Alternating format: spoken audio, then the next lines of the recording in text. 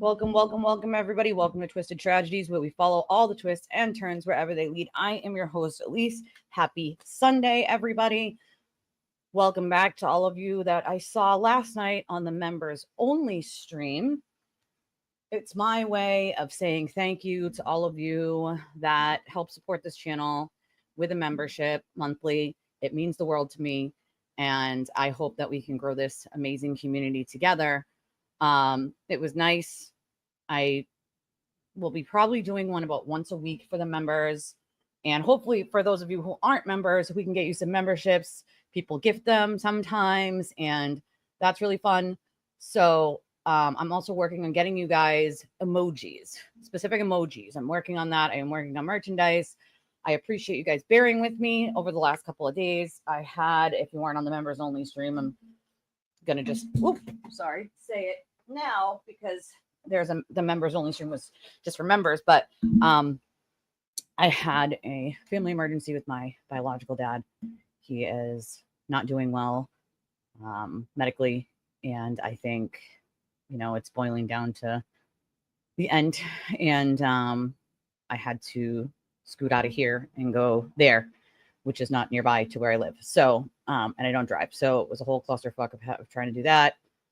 Hospital, and then I didn't sleep. So sorry that I had to bump back some stuff on you guys, but I had that stuff going on. And then I had no idea that there was 2 graduation parties yesterday. I was told last minute, or maybe I was told and I just totally forgot and space cadeted out on it because of the stress levels I'm dealing with at the moment. But so yesterday, I got here probably 10 minutes before I did my live. So I appreciate you guys bearing with me on all of that. It's a lot for any one human, and I do my best to make sure that I keep it consistent for you guys, because I think it's important for people to have a place to go to talk about this kind of stuff. And there's a sense of community that we have here that I really love and missed, for that matter. Life, exactly. Jesse's life happens, and we take the curveballs and we deal with them and we get back up, So we're going to talk about quite a few things today. We have some other cases, but I will comment on some of these jurors. They were all too happy to hop right on a media tour right away and talk about things that they couldn't have possibly known via trial, which means they did some digging, and I'm not guessing that it was, in the 3 hours before they did a media tour. I'm not guessing that that's the case. So that means they knew things ahead of time and they lied to get onto that jury. And I think anybody lying to get onto a jury is a deplorable human being. And normally I don't comment to the jurors themselves if they come out and say something. But as I said last night on my members only stream, I was so enraged by the audacity of the one juror, Paula, that she had the audacity to get on X, do a media tour, and then have the audacity to sit there and make comments like, even if being snarky or not, oh, once I get rich and famous from my media tour, we'll see. Like, that is so insensitive to the O'Keefe family. For you to claim that you were the one that was crying, blah, blah, blah, blah. That's a feel bad for me. That's oh, poor me. Poor the juror that knew she was guilty but didn't vote to convict. Poor her. She feels bad for the family. You don't feel bad for the family. If you felt bad for the family or any of the people involved here, you would shut the fuck up and go away. You wouldn't be doing a press media tour to spread a conspiracy theory that continues to harm them and the people that they care about, including 2 minor children that see all of your social media nonsense. Just make that clear. They see it. Those children can see your nonsense. Not only am I not buying it, she was crying probably because she felt guilty. Because if she has a little bit of humanity, you got to feel guilty about doing what you did. You certainly probably didn't tell the state that what you really did was social media marketing. Not regular marketing, but social media marketing. I'm guessing you didn't tell the state that. All this talk about, oh, she's an attorney. Well, let me be very clear about something here. In Brazil, the equivalent of being attorney is 2 years in college here. All right. That's the equivalent of how you get to be an attorney in Brazil. She was never an attorney and will never be an attorney in the United States. Clearly, she doesn't have the common thinking to be one. She dealt with civil matters in Brazil, okay? I'm utterly disgusted. I'm disgusted. And the more she talks, the more contradictory things that she says. So keep talking, Paula, please. Jury tampering is a real thing. If it can be proven that it was jury tampering, then we have a very large problem on our hands. I mean, for you to say maybe he got hit by the car, but he ran in barefoot to the house. Well, if he got hit by the car, then the state proved their charges, right? So that would have been a guilty vote. What she's saying doesn't jive, doesn't make sense.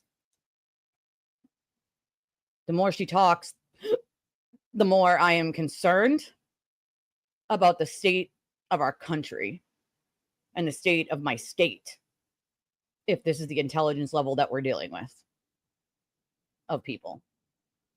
She should stop talking about the family and the victims and go take care of her 4 small children, because you sit there and do your media tours completely oblivious to the fact that your nonsense conspiracy theory not only sounds utterly ridiculous to any normal human being on planet Earth, but you're going to go down in history as one of the jurors that was too dumb to vote guilty and who let a murderer walk away because they were so easily led by a social media mob campaign.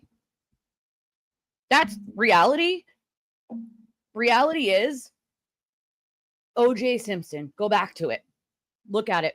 Watch what happened with the verdict, and then watch what slowly but surely happened over time. People started to realize the more he opened his mouth that he clearly committed that crime. Same applies here. Same applies. It's also like, I don't know how any of her fellow jurors at this point, especially the ones that thought Karen was guilty and then were duped into the mob mentality by this woman and some other guy that apparently needs it on video for it to be a crime. So I just want to tell that one guy that says that if it's 99.9, you don't convict, it has to be 100%, that if one of his loved ones gets murdered or hit by a vehicle or any of those things, and there's a perpetrator, and I'm on that jury, well, if it's not 100% and you don't show it to me on video so that I can clearly see what happened, I can't convict them. Can't do it. Sorry, bud. Sorry, bud. Can't do it. Sorry. I mean, imagine using that kind of thinking to try to lighten the blow of what you know you did. Because in my eyes, all it is it's a way to distance yourself from something you knew that you did that was wrong. I mean, for a jury to not know that video, and for her to say, oh my God, the one juror, she's the one who said, well, once we found out that the videos were evidence, I'm sorry, what? And you're claiming to be an intelligent human being? That's interesting. You saying you practice civil law, so you don't know that things entered into the courtroom as exhibits are evidence? That's interesting. I find that interesting. You know? I mean, it's one thing harassing the jurors. Nobody's harassing the jurors. If a juror comes out publicly, makes an ass account, and starts to speak, everybody has the right for their First Amendment right to speak back. I don't think anybody is seeking out a way to, make it so her life is difficult. I surely have not. But I have the right to comment on the idiotic things that she says. She made it public. You're in the public sphere. You made yourself public. That's what happens when you make yourself public. You came out 3 hours after a verdict and used all the same free Karen Read talking points. And not only that, but we did a Wayback Machine on her account, which shows that even though she claims that she only followed some of these people after the trial, shows that that's not the case. So it's interesting to me. She thought she scrubbed her social media. Clearly, she doesn't seem to know what scrubbing social media means. She thinks that just deleting things means deleting things, which is probably why she just completely ignored every piece of data in the entire trial. I mean, hey, if the Idaho case with Bryan Kohberger gets these kind of jurors, Kohberger walks free. Barry Morphew was just indicted for Suzanne Morphew's murder 2 days ago, or yesterday or the day before. If they get a jury that's too stupid, or a mob, Barry gets a mob of people to say it's all corrupt, he was set up. What happens then? What happens then? Unfortunately, that's not something that they'll do. But I also lay some of this at the feet of the federal government, who was too cowardice to fix some of the things that they did in this case. Hey, Shannon! Too cowardly. Too cowardly to make a statement. They created part of this conspiracy by not making a statement. By not making a statement and not saying, we did an investigation into this matter, we cleared everyone. I mean, what they did was they allowed each person's lawyer, as the federal government talked to each person's lawyer and said, yes, you can say that we have cleared your client. The problem with that is that just makes more way for conspiracy. Any normal person knows that if a attorney is representing that the federal government allowed them to say that their client has been cleared, and then the U.S. Attorney's Office didn't immediately make some press release saying, no, that is not true, like they did in David Yannetti's case, then guess what? Then it's true, right? But conspiracy theorists read into that as, well, they didn't, the federal government didn't make a statement themselves, so it didn't happen.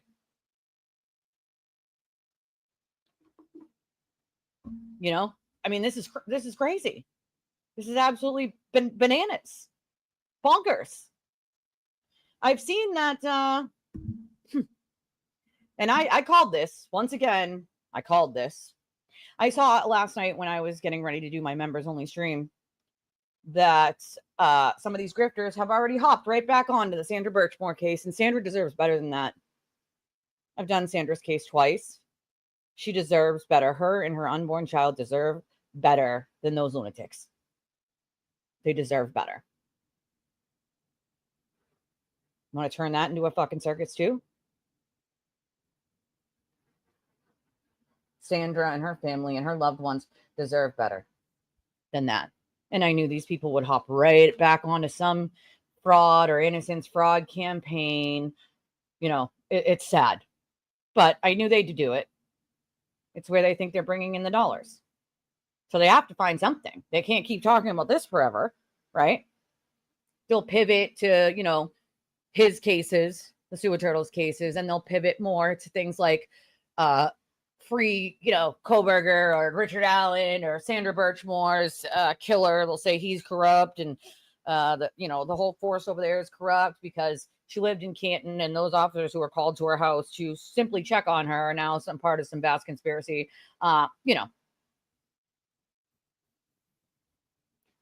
To get the free Karen Reed accounts, to get the evidence. You're not supposed to be looking at anything online. That's half the problem. So if you're doing that and then lying every day, that is perjury. That's perjury. You're lying under oath to the court. Exactly, Annalie. I agree with you wholeheartedly, my friend. And I mean, let's talk about that for a second. Hey, Becca, they have way less data in the Kohberger case. They have a lot more circumstantial evidence than anything else in that case alone. So what happens when you have circumstantial evidence? People are convicted with circumstantial evidence all the time because sometimes it's all they got, right? But the evidence still leads to one person. We know where the evidence leads in the Idaho 4 case. Kaylee Gonsalves' dad, Steve, has been a fierce advocate for Kaylee and her best friend, who was like family. And I know what that's like. I lost my best friend and she was like my left leg. If you could have sewn her on, you would have, right? And so when you lose someone like that, it's not like losing, oh, it's sad their friend died. No, it's literally like losing a sister, a family member. It sucks. It's awful. And, Steve has done an amazing job advocating for those kids, that him and his family loved so dearly. And it's just really sad to me that people have taken advantage of that and of Steve's advocacy for these girls. And he has done what I would have done as a parent. He started he hired a private investigator, started digging into things on his own. And that is because the police were not telling him anything. And I get it. That's the way that things work. But this is my loved one. I need to know what the hell's going on. And I get why the police keep things under wraps, because if it's a family member and, if information gets out, whatever. But I would have done the exact same thing Steve Gonzalez did. I would have done the exact same thing. I want to know what's going on. Absolutely, 100%. I would hire a private investigator, find out all the information that I could possibly find out, and be a fierce advocate. The cops don't like it. Oh, well, too bad. It's not their child. It's mine. I would have done everything and then some that he did, and I applaud him, because there was a slow response into finding Kohberger right after all of this happened. And as we know it now, the DoorDash driver pulled up and claims to have parked right next to Bryan Kohberger to drop off that DoorDash to Xana Carnoodle right before 4 a.m. that same night. Hey, it's just really sad. It's really, really sad. I didn't do this in the beginning of the show because I was getting you guys all up to date on what's been going on in the last couple of days that I haven't been here. So I apologize. But do me a favor, if you guys already haven't, I'd appreciate it if you hit the like button. Like button's very important. If you have hit the like button, sharing with some friends is very helpful. The case, obviously the Karen Read case itself, is over. We're still following a lot of things that are going on when it comes down to the civil cases and possibly some criminal charges that follow for some of the people involved in these harassment campaigns of others, right? But all in all, it's largely over. We will never stop advocating for truth, for content creators to be more responsible when they report things or when they do cases, because it's important that we remember that there are people behind these cases, real families, real loved ones. It's half the reason I started my channel was my loved one, my friend who went missing and has not been found still, way, way back in the early 2000s, almost 20 years. So I understand that people sometimes talk about these cases as if they're not real life people behind them. There are real life people behind them, and it affects real lives. It hurts real lives, and I think there's a happy medium of trying to get the information out there and trying to get anybody to step forward that might have had, that kind of information. I don't blame you. That's what they do, my friend. That is what they do. It's sad, but that's what they do. And these are some of the people that will be charged. They seem to think that because the case is over and they haven't been charged yet, that they're out of the woods. They can just keep that same behavior that they've been doing this entire time. Well, they're in for a real rude awakening. And the civil suits are going to come down like lightning bolts. I tell you guys what I can tell you, private information that I have on certain things. I tell you what I'm allowed, what I have permission to tell you. But just know that what I know about civil suits is there will be quite a few, and they will be coming down shortly. And they're deserved by every single person who gets smacked with one. Well deserved. I've been dealing with that kind of harassment since 2023, daily from these people. Can you imagine being so obsessed with someone you don't know that every single day you're posting about them or harassing their life, watching their streams or taking screenshots of what they say? That's sad. That's really sad that that's your life. I would never bother. That's just sad. So sad and a waste of time, That's a problem I've been struggling with the last couple of days. How can we ensure that?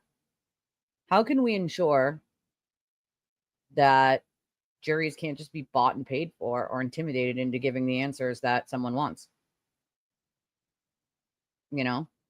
Civil trials are a little bit different.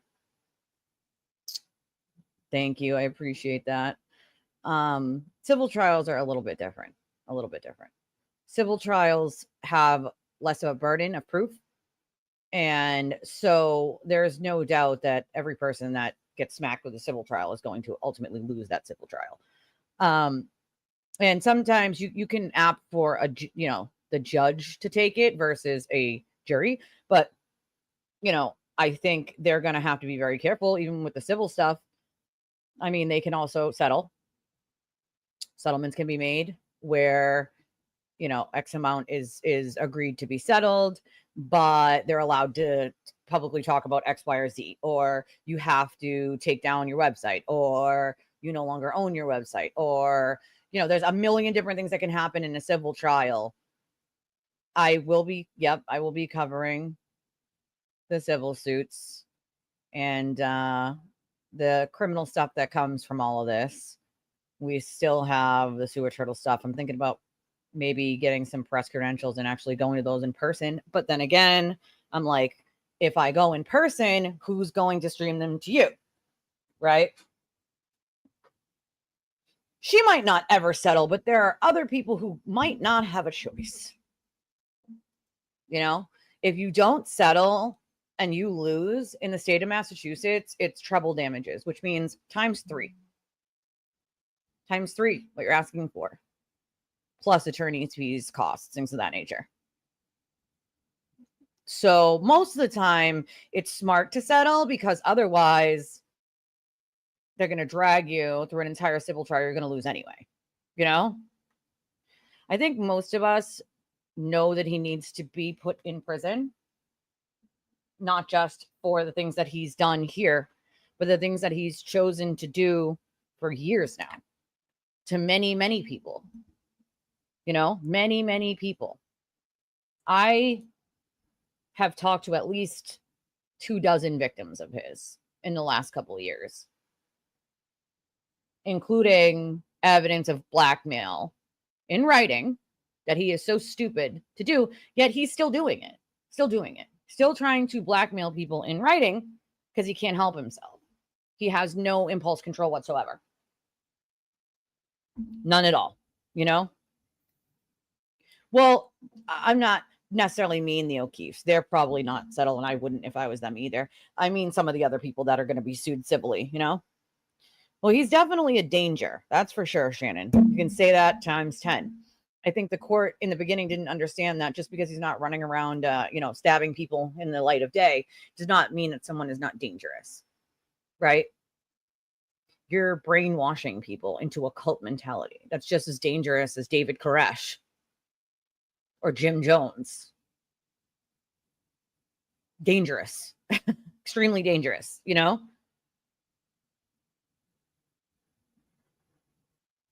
Exactly. Everybody has the right to give their opinion on the case. I think she's a cold-blooded murderer. That's my opinion. I think the evidence more than shows that the only person who committed that crime is Karen Reed herself. I have the right to that opinion. Nobody on planet Earth can take that opinion away from me. You can't sue somebody for their opinion. Not how it works. Even though she was acquitted on those charges, everyone on planet Earth still can say, well, my opinion is she still committed those crimes, and I think she's guilty. Because you have the right to. So I love when they're like, aren't you going to do? I saw quite a few of the FKR people freaking out yesterday because there was that picture of Karen taking out the trash, in my eyes, taking herself out to the trash at the hotel that she's magically still at for some reason. Yes, Diana, we did a lot of research already on her.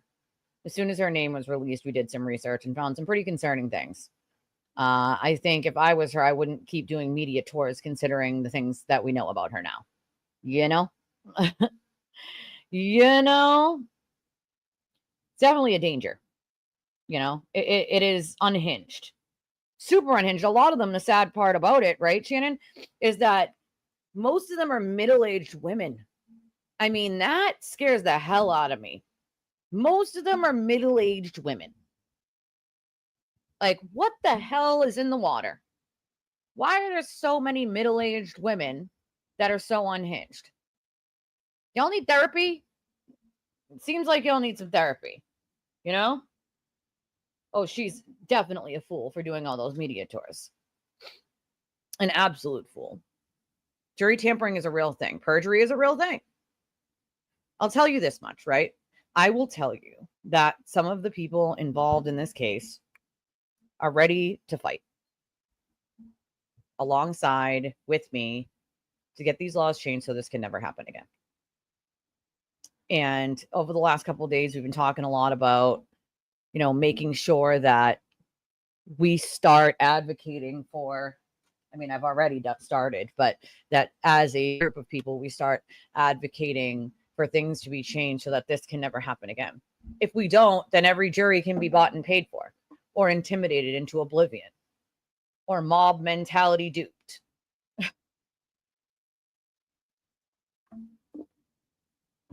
That's the real, what's in the wrinkle cream, right? Well, that's the thing, right? She wouldn't actually deal with any of these people in real life. You have to be bored, miserable, but you also have to have something else. Couldn't just be bored and miserable. I know plenty of bored or miserable people. And yes, they're miserable, but there's something more, Well, that's another thing. Move to a different jurisdiction. I agree. I think I will give a little bit of criticism to the Norfolk District Attorney's Office, where a long time ago, they could have charged some of these people with cyber stalking or regular stalking, because our regular stalking laws actually cover like electronic stuff. They could have charged some of these people with stalking or criminal harassment or any of that kind of stuff, and it would have deterred some of these people and others from this kind of behavior. But Norfolk, District Attorney's Office, and like take Hank out of that, because he has no say. He was just a special prosecutor. So take Hank outside of that. But Mike Morrissey, who runs the Norfolk District Attorney's Office, they were too worried about the look of everything, right? Too worried about the optics. Optics. That's what they were. Optics. I'm sorry. Is your job optics, or is it justice and keeping people safe? Because as far as I understand, it's to keep people safe, not the optics. I don't give a shit about what the optics look like. And I don't think any of the victims give a shit what the optics look like. A crime is a crime. It should be prosecuted like a crime, be charged appropriately. And that didn't happen for too long. You can't wait until after a trial is over to then start charging people. How absurd. But they cared more about the optics. So they didn't want to do anything until the trial was over. That's a problem. We can't have a district attorney's office that's not going to charge people with crimes because of the optics.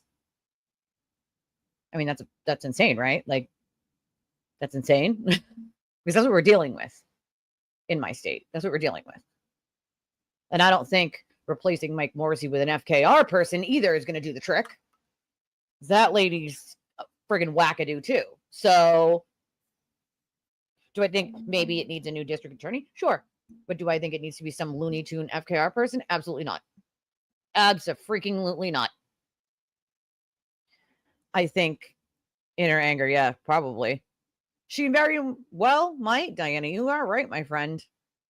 She very well might.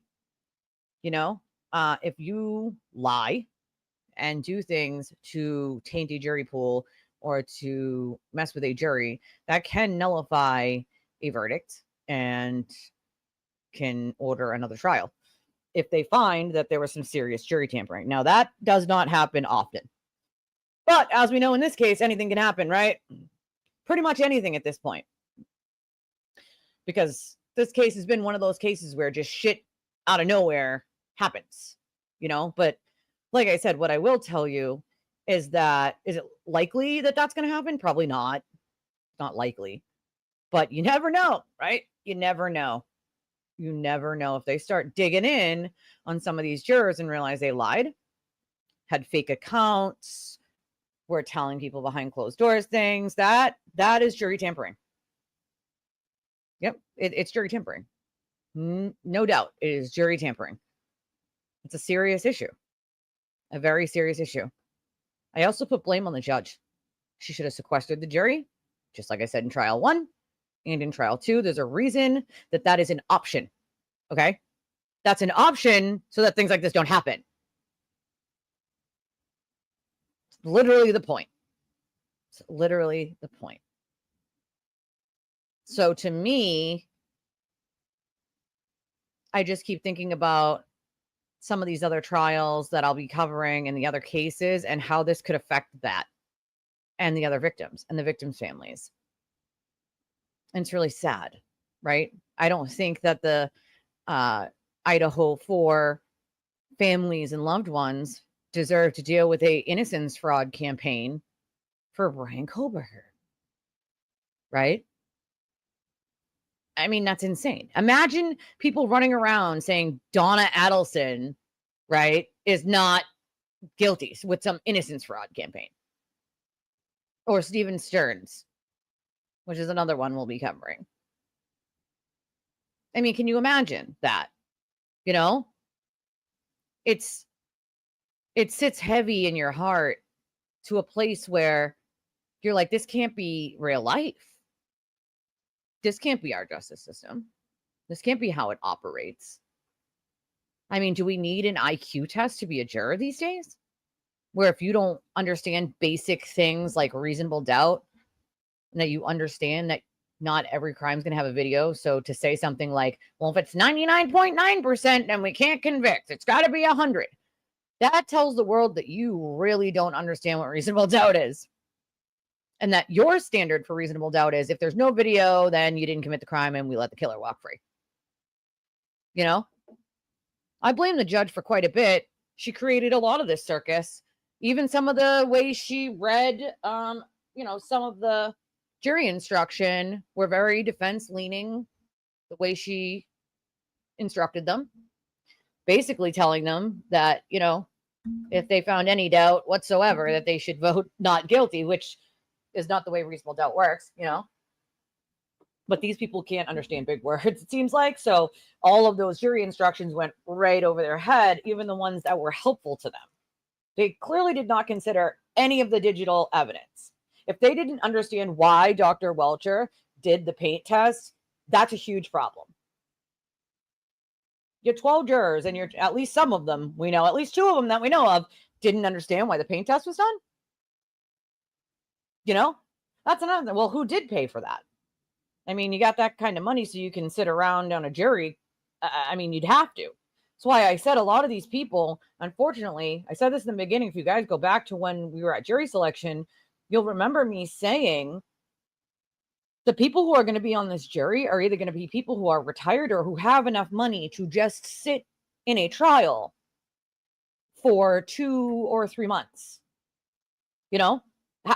How? I don't know if he said that part, but the part that I watched on the guy, he literally said, well, if it's 99.9%, we can't convict. It's got to be 100%, which is amazing that someone would actually say that. And I fear for anyone who deals with that guy on a daily basis, because that was amazing to me that he said that. Well, that's the other problem that we have is you have to be a resident for 6 months, at least 6 months of the year, to do jury duty in the state of Massachusetts, which means she had only come back, she said, in December of 2024 or November of 2024. And then she got the letter in February of 2024, which means she did not disclose that she didn't live in the country for the last 6 months of the last year, that she was out of the country. She led them to believe she had been a resident for at least 6 of the last 12 months. You can't do that. You can't do that. I don't know if I heard that part, but if they did say that, that's crazy. That's crazy. Well, that's the thing, right? Now, remember, I talked to some of these people, and they're over Chris's right now.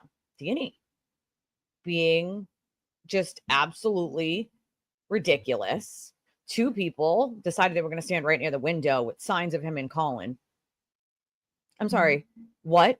Chris wasn't even there. He went home after the bar, number one. So I don't know why anybody is targeting Chris at all. Number two, Colin had left before Karen or John ever arrived. That was well established a long time ago with data. Why do you want to keep harassing a kid? Why? Why do you want to harass a man that helps his community? Chris has done a lot for that community. And guess what? He still continues to do shit for that community. I would not give you people a goddamn thing. A goddamn thing. But Chris is a good enough person that he is willing to go out of his way to do something nice for someone. He reminds me a lot of myself. No wonder why Colin's such a good kid, right? He was taught by two parents that did a great job. I mean, Chris's family doesn't deserve this. It's not necessary. For what reason should they have to keep dealing with this nonsensical BS? The FBI is not going to swoop in and arrest anybody, but maybe the attorneys on Karen's side. We need to leave these people alone. Leave them alone. Yeah, like, he got hit by the car, just walked in his socks in the freezing cold into the house. I mean, how absurd do you have to be to say something like that? It's insanity to me to say something like that. I can at least respect that the first jury wanted their names sealed and they wanted to just quietly go away. And, what was done was done. There was a mistrial. They couldn't agree, right?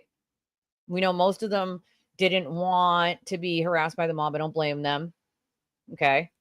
But I respect the fact that they quietly went away and left it be. They didn't come out and do media tours to hurt the family who just dealt with a grave injustice, the biggest one, in my opinion, since OJ or Casey Anthony. There is just way too many suspicious things going on here. Way too many. Yeah, they're there right now. Yep. I know. They've been there for a little bit now. They were there yesterday too. Did you guys have a life? You guys have a life at all? I mean, they're holding up, but their hearts are broken. I can't speak for the McCabe's. I don't know the McCabe's. I've never spoken to any of the McCabe's. I am friends with some of the Alberts, dear friends with some of them. I adore them. And their hearts are broken. Their hearts are broken. For Peg, for the kids. I think what hurts me the most is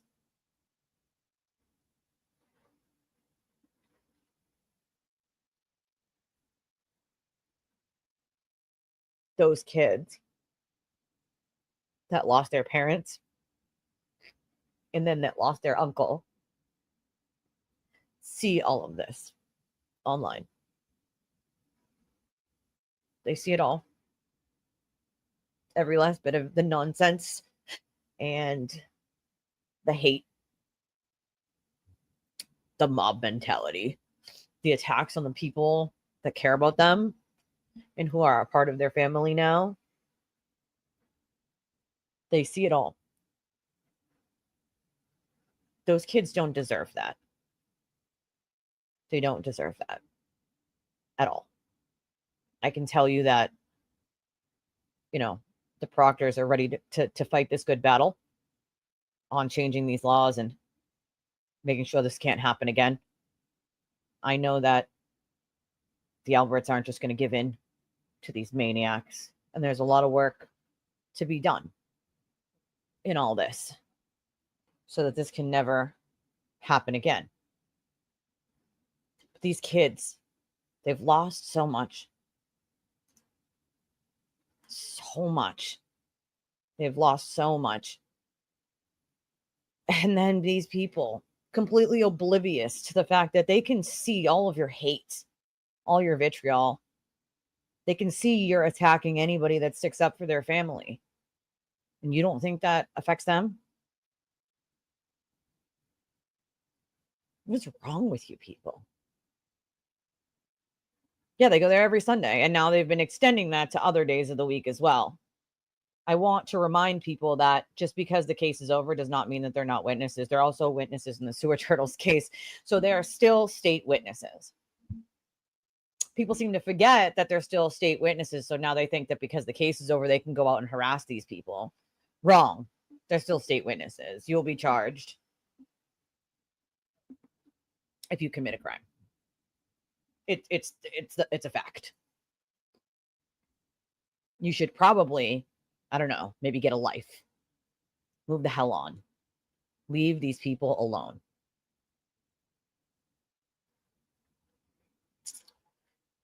You know, Nicole, I said the same thing. I don't think that they weren't looking at social media. I said it every day in the morning when they read those things. And then the judge was like, oh, everybody's shaking their head. No. There's no way they're not going on social media. And juror number 11, failed to disclose that she was a social media marketer. Not just a marketer, but a social media marketer. That's a very big difference, And they need to just leave them alone. Need to leave these people the hell alone.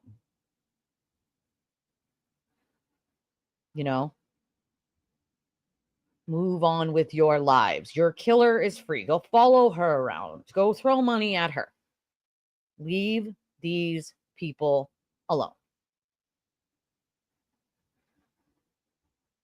Oh, yeah, absolutely. 100%, Shannon. They absolutely had their minds made up. That's very clear. I mean, juror number 11 basically admitted to not listening to like the last 2 weeks of trial at all. So that tells you all you need to know, This is just, and I've seen this.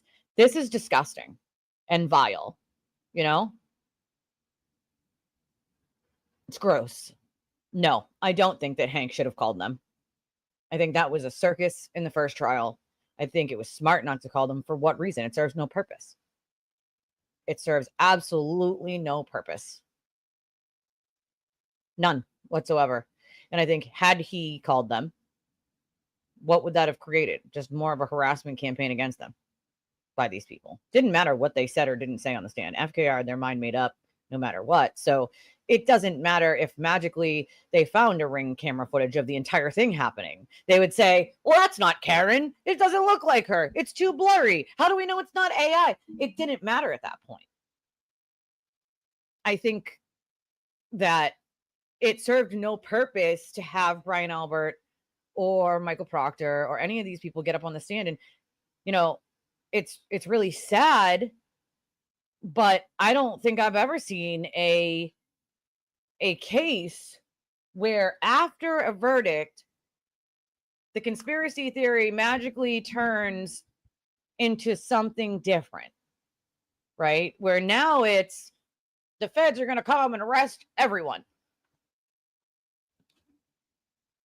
No, no, they're not. Wake up. They're not. I can tell you that I have a very strong belief that the federal government is looking into how this happened to begin with, because it shouldn't have ever have been allowed to get to this point.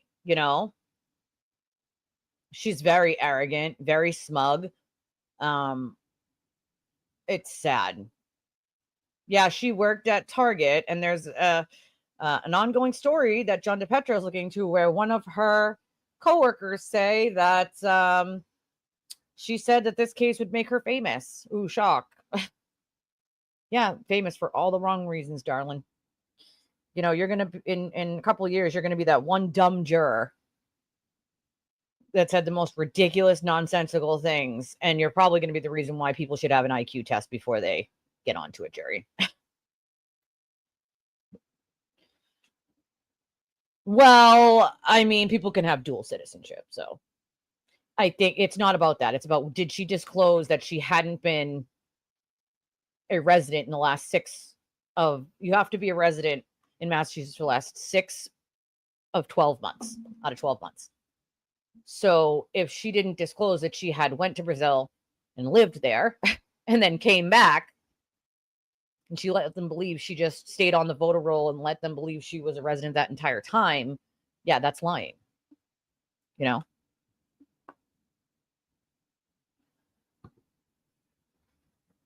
Me neither, Shannon. And what that tells me is that it didn't matter what Hank Brennan did.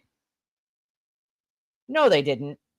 And not only do I call bullshit, but I know for a fact that that doesn't exist. Once again, we know that John never went into that house. He's a liar. Yannetti and Alessi are liars. You think that two attorneys, if they had evidence, okay, that John went in the house, they wouldn't have been screaming that for the last 3 years from the rooftops pre-trial, or ask at all to use it by the judge at all? I call major bullshit on that. No attorney's going to do that. None. None at all. I agree with you, Allie. I agree with you. You know, I think it didn't matter what Hank Brennan did. And Hank Brennan put on a hell of a goddamn trial. There isn't anyone that I know of that could have done a better job than Hank Brennan. I mean, it's sad.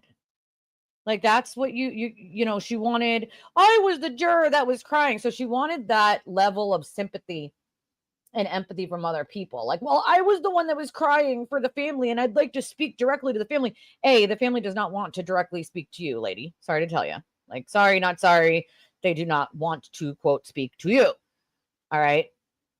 Two, it's really sad that this is where we're at, where you think that you're using that sort of feel bad for me bullshit while contradicting yourself at the same time. If you give a fuck about the family, you wouldn't be doing a media tour to push a conspiracy theory of their loved one. You would have done your civic duty as a juror, even though it was tainted, and you would have moved on like the first jury did.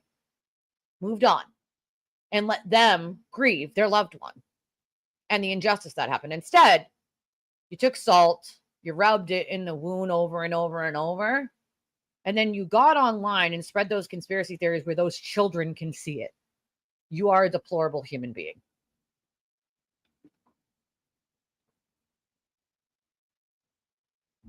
So I can tell you guys that from the interviews that were done, they did one with Chris and Bryan and his wife, Nicole, and Jen McCabe, Matt McCabe, and I think Kerry.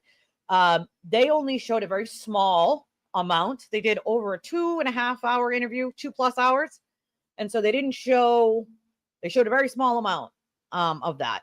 And even Mike Proctor, they showed about 5% of ultimately what was the entire interview with him. So very little of the entirety of it, you know, which sucks because they had a lot to say. And I wonder if they're gonna, you know, bring it out piece by piece, little by little. I'm not sure, you know. You just want to hug the O'Keefes, you know. But I did watch the Dateline special, yes. Yeah, they went by feelings, not the actual evidence. Like, they ignored every piece of evidence in front of them, you know? That's the thing, though. The cops did go into the house. See, that's the problem. And so I've known this for a long time, as you guys know, but Bryan couldn't have said it better. Bryan Albert could not have said it better. And this is what I've been telling people for the longest time. And they're like, well, why didn't Bryan Albert come outside? It's the stupidest question on planet Earth, but he couldn't have answered it better. And it's funny because, like I said, I've been answering this question from these people, you know, from the Free Camry people who say the same thing for 2 years now. And I say the same thing, which is, by the time Bryan and Nicole were woken up, John was already taken in the ambulance and gone. There was no one to save. He was already gone. When Bryan and Nicole were woken up by Jen, when they walked down the stairs, the cops were in the house. The cops were in the house. So I don't know what he's stuck on, the fact that the cops didn't go right into the house, because they did go right into the house. They were in the house. And so it's like, once again, the foreman decided he was going to assume, because there's no evidence that the cops weren't in the house. That's assuming. Okay, you're assuming that they didn't go in the house. They did. They were in the house. So, you know, when Matt Gutman asked him that, Bryan's like, what am I supposed to do? I wake up to all of this. There are cops in my house. Am I supposed to go? And the cops, the ambulance has already taken John in the ambulance. So I'm supposed to run outside in my underwear and start stringing crime scene tape around the yard. It's like, he's not a Canton police officer. He was a Boston police sergeant who was at home, which makes him a civilian, an off-duty officer. It is not his jurisdiction. He cannot insert himself into another jurisdiction when he's off duty. Never mind the fact that, once again, there was no one to save. They had already taken John. He woke up, came downstairs, there's cops in his house. Woken up by his sister-in-law, cops in his house. John's already gone. Where exactly? What was he going to do? Run out in the snow and run around the yard stringing up yellow tape that blew away? Come on. Come on. I know that they did do social media accounts, but if she had lied or didn't disclose certain social media accounts, that would be why. I think the problem is we in this country rely too much upon people being honest. And in a case like this, people just weren't going to be, Hank did everything he could have done and then some, Yeah, he magically went in the house. Again, where is her evidence that he went in the house? There's not a single piece of evidence that he went in the house. Not a single sliver of it. Let's hope so, because they had a lot to say. And there was a lot to, over 2 hours of interviews. And, I'm so proud of them. They wanted to take the high road for a long time. For a long time, they were like, let the justice system do its job. Let all these people who are, being conspiracy theorists, let the evidence speak for itself. Let the justice system do what it's supposed to do. And it didn't do its job. They remained silent and steadfast that justice would do its job. The truth would come out.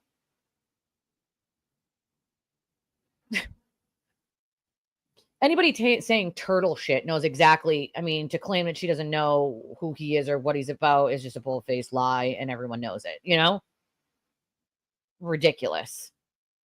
John was already gone before he even knew what the hell was going on.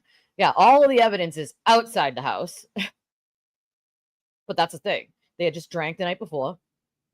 They're in their bedroom. And they're like, people are showing a picture from their bedroom with no curtains in the window whatsoever and being like, well, there's people on your lawn. Karen herself said that the wind was so high that they couldn't hear each other screaming next to each other.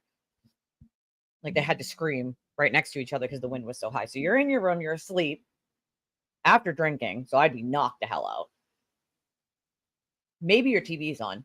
And if you're me, this is an extra room, so we don't use blackout curtains in this room, but every other room in my house has blackout curtains, which means it covers the whole window so that when the morning comes, the sunlight doesn't beam me in the face at 5 a.m. Right? So they didn't use sirens that night. They did not.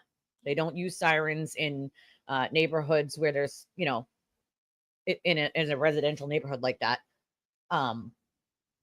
So they just had lights on. As a matter of fact, funny enough, there was a fire truck, an ambulance, and 2 cop cars on my street. I have at the end of my street, so that's only a couple houses down from me. 2 days ago, and I didn't know about it until my neighbor told me this morning. So, it was her neighbor, and she's like, the only reason that I knew about it was because I woke up to go to the bathroom and to close my window because I didn't realize the window wasn't closed and it was hot. So I went to close my window to keep the AC in, and I could see them because I went over to my window, but she had to open her curtain. So I didn't hear or see it because I had blackout curtains and I was asleep. It's what is so hard about understanding that people were asleep? My oldest can sleep through you screaming in her ear. Like nothing wakes her up. I kid you not. Nothing, you know?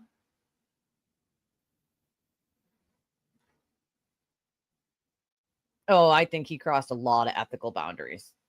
A lot of ethical boundaries. And I do think that he will have to account for those at some point, you know? Yeah, the cops went into the house. They were in the house. They were in the freaking house. You know? They didn't go into the house, screen privilege yet. He used that to find someone approach. Yeah, I fully agree with you. Hey, Alan. Well, it's not just Hank. That's the way it's done in any DA's office. They have to. There's only like certain things that they can do and they can't do because people have rights and there are boundaries. And you know, make no mistake when I say Hank would have done everything that he could have done, that he's allowed to do. You know, he is a fair person, but our justice system in general tends to leave a lot of this stuff up to the honor system. And there's a problem because some people are just not honest and they will lie, you know? I mean, his wife at one point stopped wearing her wedding ring. If I was Alan Jackson's wife, I probably would have thrown his stuff out on the curb by now. I think he's got a small kid too, you know? What would have made a difference about him going out? Had Brian Albert gone outside, imagine, had he gone outside, right? And started trying to help collect evidence or taping off his own yard, these conspiracy theorists would scream that he was tampering with evidence. They would have screamed, why would he go outside? It's not his jurisdiction, unless he's trying to hide something, unless he's trying to taint evidence. He knew as an officer not to mess with stuff. It's their jurisdiction. He can't touch anything. There's nothing he can do. That would have been protocol. Had they would have said he broke protocol and that he was tampering with evidence, that he was stepping on the crime scene, that he would. So it doesn't matter what he did or didn't do. They would have found fault no matter what, because that's what works for their conspiracy theory, you know? I don't know why exactly. Why are you not going back to LA? Why are you still here is the question. If I'm his wife, I'm expecting that when that verdict is read, you might sleep that night, right? But you get on a plane the next day and you go home to your small child and your wife. You certainly don't stay in Massachusetts for no good reason. So that is suspicious to me. Why are you still there? You know? I mean, they're still raising money for her. That's amazing to me. Why are you still raising money for someone who's not on trial anymore? You know? It's just amazing to me that this is the kind of stuff they do, Lisa, right? Yes, please do. Appreciate that. I do believe that everything happens for a reason, but it just sucks, you know? They did go into the house immediately. They did. So that's my point. The foreman can claim whatever he wants, but you know, how dumb does he feel at this point, knowing that they did go into the house immediately? They did. Their first concern is saving the person's life who's out front with no pulse. Okay? First and foremost. That's their first concern. Second concern is going in the house, which they did.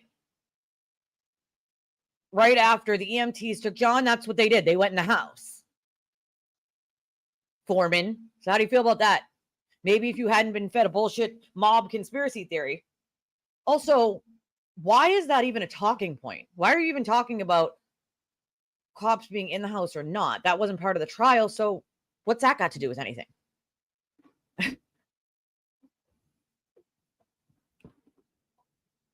Oh, she didn't. Well, either way, that's what it is. It's turtle shit, you know? It's what it is. I love my blackout curtains. It's how I'm able to, and I don't sleep well because of the pain that I have. I have, you know, a lot of physical pain, and I wake up a lot in the middle of the night. So if I do find myself in a sleep, that's why today's show is late, because I actually slept in for the first time in, oh God, I don't even know when. And I actually stayed asleep probably from about 7 o'clock a.m., 6 or 7 a.m. on for a few hours. Normally I wake up every hour, every 2 hours, whatever. And I had a really hard time last night. I kept waking up every hour, every 2 hours, you know?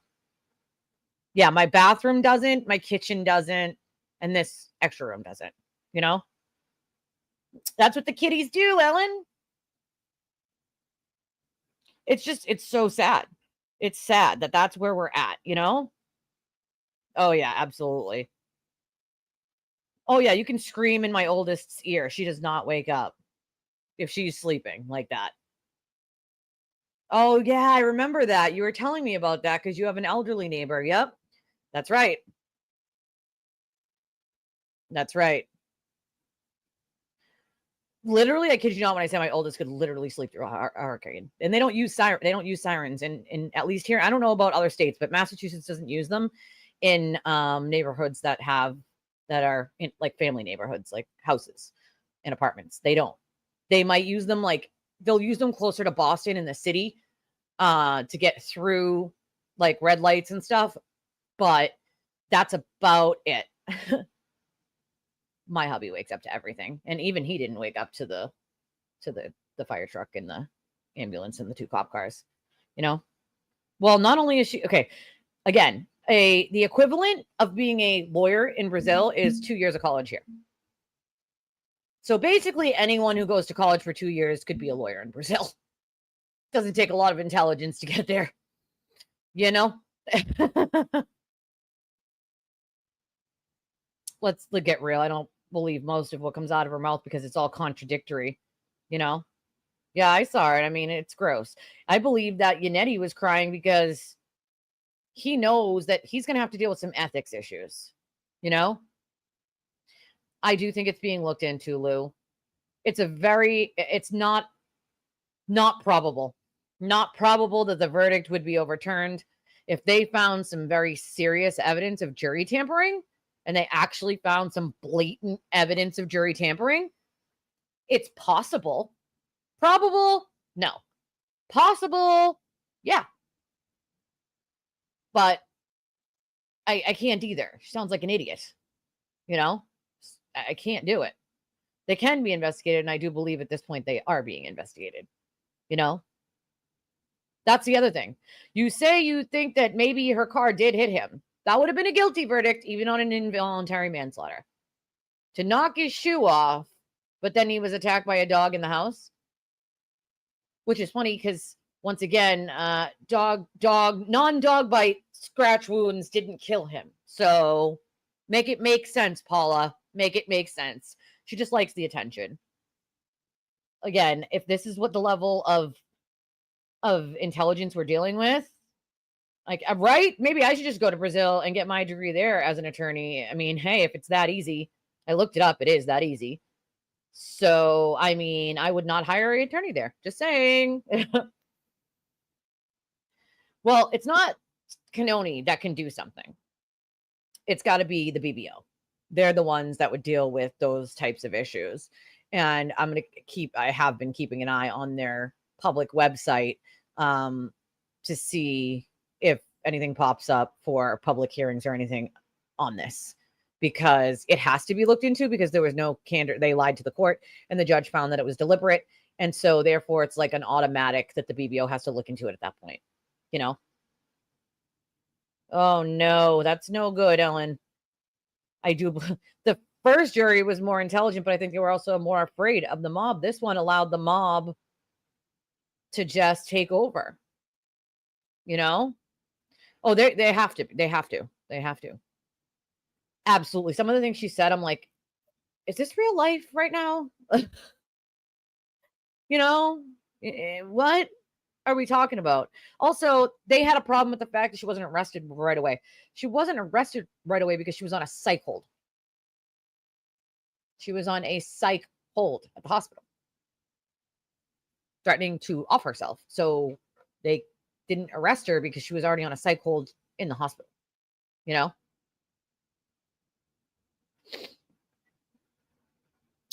Yeah, they won't answer you back. So they're not like allowed to answer back, but they see it, you know? Yeah, that was just really sad. You know, why wasn't she arrested immediately? Well, she was on a psych hold. She was on a psych hold. There's a reason why, you know? There is a reason. Hey, Casey.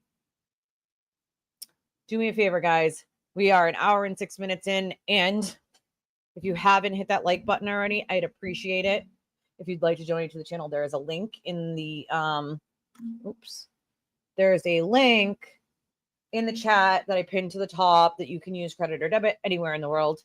And then we have the options like Cash App, Venmo, PayPal, Revolut. You can get a super chat, a super sticker, or get a membership.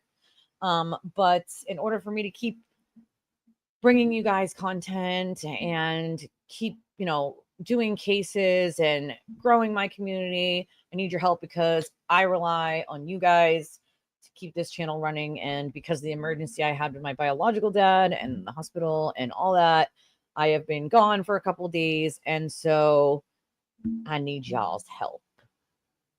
I'd appreciate it. The cups, the solo cups. What does the solo cups change? And it was John's blood. So it wasn't anybody else's. Yes, the Idaho 4 is one that I'm covering. And also, now that we know that Bryan Morphew was just indicted, I'll be covering that one, the Stephen Stearns one, and a couple of Adelson, a couple other ones. I'm also looking for anybody out there who has a missing family member or loved one, a cold case, right? I want to bring some help to some of these cold cases, and maybe we can jog people's memories. Maybe we can solve some of these cases, right? It's a very real possibility that we jog someone's memory. And so I'm looking for anyone who has a missing loved one whose case hasn't been done or the mainstream media is ignoring them. Not that it hasn't been done, but like hasn't been done in a while, or the mainstream media doesn't want to do it and they ignore you and you're looking to put some coverage on your loved one or your friend or whoever's case. I'd be happy to do it. It's part of the reason why I started this channel is to want to help in those ways.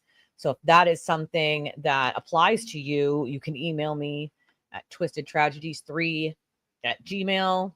It is in the description of this video. It's also on the home screen of YouTube itself. I am also looking to get some help with my social media because I can't do it all alone. So I'm going to need like a social media manager mod type thing where someone can help me manage and post things on cases that I'm covering. I'm really keeping an eye out for those 2 kids that are still missing in Canada, Lily and Jack. That one has hurt my heart.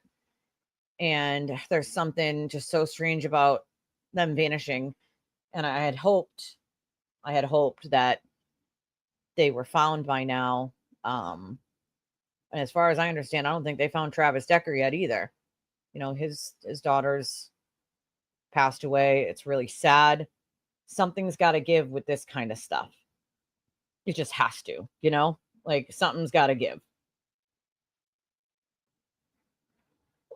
I'm also in the middle of trying to, work on merchandise.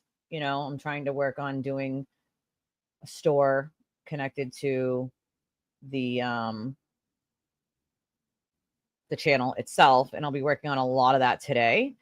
So if you guys have ideas about things that you would like to see, you just send me an email, Scorpio, and give me all the details that you can give me, or as much details or pictures that you have. And I'd be happy to do it. I'd be more than happy to do it. But I would love a list of things that you guys would like to see, like merchandise wise, like things like tank tops, cups, sweatshirts, stickers. They even have things like aprons, blankets, phone cases. They have canvas bags. Like when I mean they have all sorts of stuff, they literally like bedding, hats, pet clothes, pint glasses. They have all sorts of stuff. So I'd love you guys' input on some things to put in the store and maybe some sayings to put on them, I have not asked because I'm a little show. They need a global audience. They need something bigger than what I can give them, Coffee cups. Got it. I mean, coffee cup is a no-brainer. I definitely was doing those anyway. I am making shirts that say I'm a McAlbert and I'm all the McAlberts, because it's my way of supporting them. You know, it needs to happen. And if people are going to be a-holes, then we support them that way. You know what I mean? There are definitely stickers. I think they need a bigger, right? She's guilty. They need a bigger platform.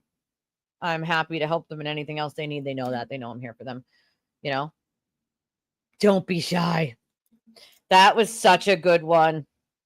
Don't be shy. Hank, I loved it. You don't like that question, do you? I don't like that one either. Oh, free Chloe. Especially on pet clothes, right? Poor Chloe. That's another thing that pissed me off, is the defense is such liars. They knew where that dog was for 2 goddamn years. I knew they knew where it was because I know where the dog is. So if I knew where the dog was when I went in the beginning, when I thought she might be innocent, then they know. Okay? There's no doubt about that. They knew.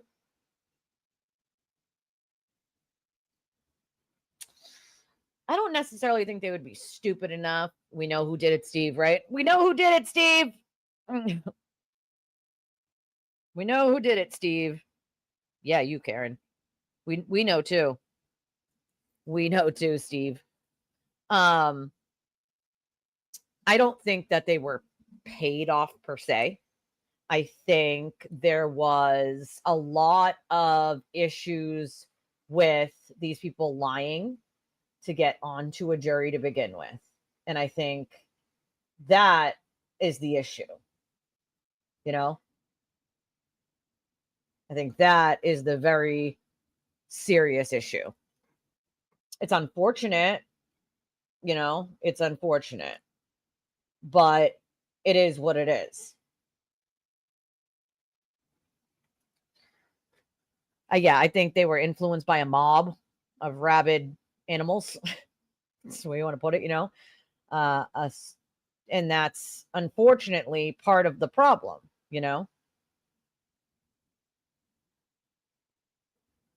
It's just really sad, really, really sad.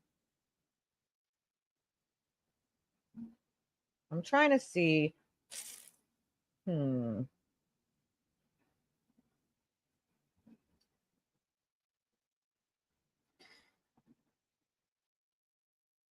I mean, it is global. I get what you mean. But I mean, they need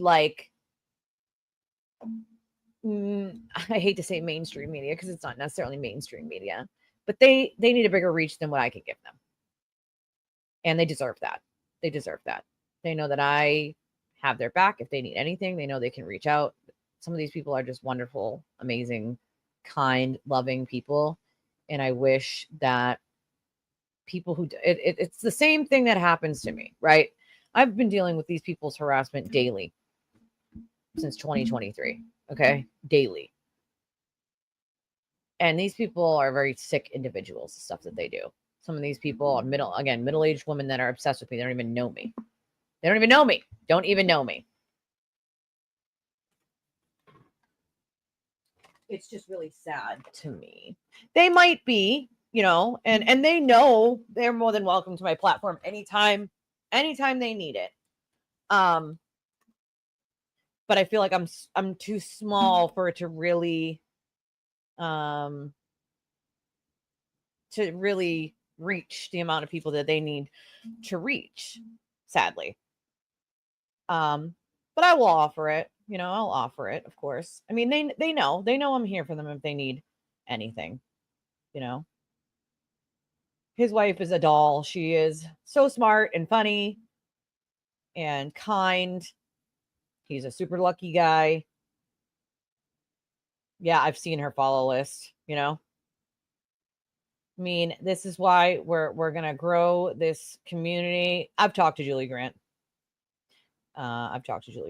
They know that that's an offer I can always intermediate or just give them each other's information so that they can talk to Julie Grant. Julie Grant would have them on anytime, she has told me. So Chris is so funny. Right? How many visitors and when? Probably you're not going to hear from the hotel staff there. I'm going to guess that they'd be too worried about being sued by Ellen Jackson for saying anything and maybe losing their job, which they need, you know? Well, that's the hope, right? The hope is that we grow this community and that hopefully by growing this community, we can make a bigger difference, make a bigger difference. We'll grow together as a community, and maybe in the future we can make such a big difference, I feel like that would be me, it's the one thing I'm not good at, Here's the funny part. I made the members only stream. Yeah, I can't deal with Vinny. He's definitely not impartial. Not in my book. But I did the members only stream, right? Yesterday. It was my first members only stream, and it's my way of saying thank you to those of you who have a membership or were even gifted a membership. But I feel like if somebody's going to be paying a monthly fee, even if it's only $3.99, you're on the lowest tier or you're paying the highest, that I give back in some way. And I want to do that, with members only posts and members only shorts and members only streams, even if they're short streams, but streams nonetheless. And so I had posted it on the Facebook groups, as I do all the time, and I got a comment from one lady who was like, I don't think it is appropriate that you're trying to sell memberships to your channel and profiting off of a dead man. And I'm like, lady, clearly you have never watched a single one of it's damned if you do, damned if you don't, right? Single one of my streams, considering all of my streams are 100% free. Just FYI, lady. This is my way of giving back to the people who chose to buy a membership to my channel and support me in that way, which I appreciate, right? So she literally had this whole long comment about how she didn't appreciate it and didn't like it.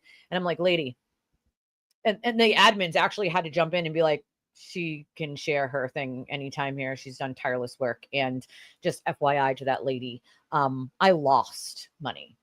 Just so she knows, I lost more than money. I lost a lot. I emotionally and mentally have to deal with being harassed on a daily basis. Okay, lady? So when I say I put myself out to the point where I knew that it was going to be hard, this woman clearly has never watched a single stream of mine. Doesn't seem to realize that I have done, 6 or 7 a week streams that are 100% free. And it was really sad to see someone like that. And I'm like, this is how we got here to begin with. All those assumptions that woman made to write that. And basically, it was me just posting it and saying, hey, this is our members only stream. If you haven't gotten your membership, there's still time to grab one, even during the stream. The lowest tier is $3.99 per month, and that was that. Then the link to it. And she went off. Well, basically, how dare I? And I'm like, lady, this is my first members only stream. My first one. It's my way of giving back to the people who bought a membership to my channel. I have lost more than money. So I was literally just stunned that this lady had the audacity. But then it came to me and I'm like, in my mind, this is how this case got to the level of conspiracy that we're at, is people making these large, vast assumptions. These large assumptions. So basically, for her to write that, she had to make quite a few assumptions. Okay? She had to make large assumptions about what I sell or don't sell, what I make or don't make, and the level of work that I do to come up with that narrative that she didn't appreciate. Well, nobody's making you buy anything, lady. You don't have to buy a goddamn thing. You can just watch all my streams for free, like a lot of people do, 6 out of 7 days a week, sometimes 7 out of 7. Okay? Because I can't skip 3 days like I just did with the family emergency, because then I'm in a predicament where all the costs are coming in and I can't cover them. Right? Like, so making money, like I'm the wrong person you should be yelling at about making money off of a conspiracy lady. And mind you, the page itself is a not FKR page. It's literally a Karen is guilty, not FKR page itself. And so the admins, bless them, bless their hearts, they're amazing, jumped in and was like, no, she's more than welcome to post it. Elisa's done some pretty tireless work on this, and you are misinformed. But this is the problem. This is how people got to this level of conspiracy to begin with, which is literally just making giant assumptions and then putting it out there as if it's true or if it's fact. That's what got to this point, people. Don't do it. Don't make assumptions. Don't do that. Don't jump down someone's throat. You don't know about something. You have no idea what you're talking about. Half the problem is people acting like they know about stuff. They have no idea what they're talking about. None whatsoever. It's insane to me. Ellen knows. Exactly. Ellen knows. I live paycheck to paycheck. I kid you not when I say that. This is my paycheck. This is my fucking paycheck. Okay? It's just insane to me. I appreciate the way all of you support me, whether it's coming here every day and making sure that you hit that like button and that subscribe button and share the video. Even if you hit the share button, you don't actually share it. It actually helps. It still tells the algorithm that you're sharing it. Although obviously sharing it and hopefully that other people seeing it is good. But even if you just hit the share button, it actually counts for the algorithm. So, I appreciate every one of you for coming here, whether you buy your membership or don't. It doesn't matter to me. You still come here, you watch, you interact, which is part of the reason why I love it so much. I love this community. I think that this community does a lot for each other, and I don't see a lot like this on YouTube. And I think creators are missing out by not interacting with their audiences. I think they're missing out on some pretty intelligent, smart, funny individuals. And that they don't integrate their audiences into their shows. Isn't that the whole point of doing a live stream to begin with? Like, yeah, you want to cover cases, of course, but you're losing out by not integrating your audience. I don't know everything, but some of you know about stuff that I don't know about, right? And that's important. Right? I want to know what was in those boxes. What was in the boxes of hers? And most people have no idea that I lost a place to live. It's been a whole shit show. This has been a roller coaster ride myself on this,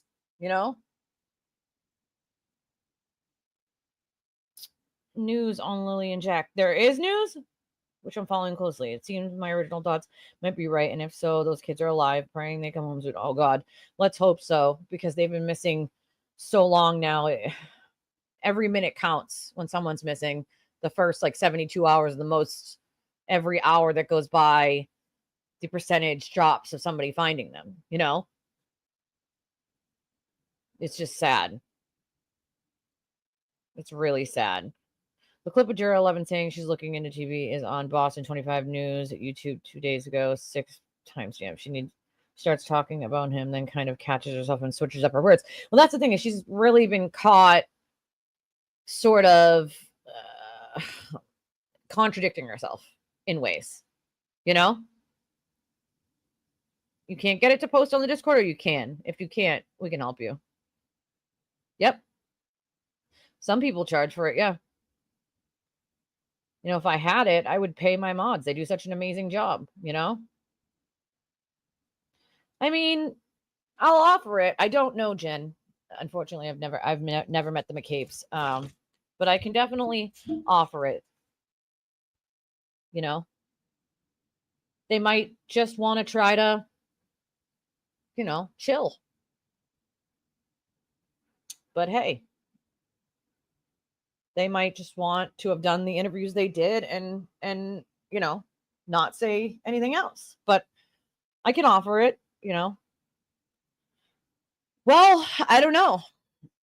That's a good question. I can't predict if it will or won't. I know that they'll probably look into it, because this will be an issue in other trials if they don't. So I don't think they really have an option but to look into it. But I'll tell you this. If I was any county in the state of Massachusetts on any murder trial, I would have been super proud of the job that Hank Brennan did in this case. He laid it out, like a toddler could have picked it up. Anyone with an actual little bit of brain cells, Exactly. Mods don't get paid. They're volunteering their time and their efforts to help us.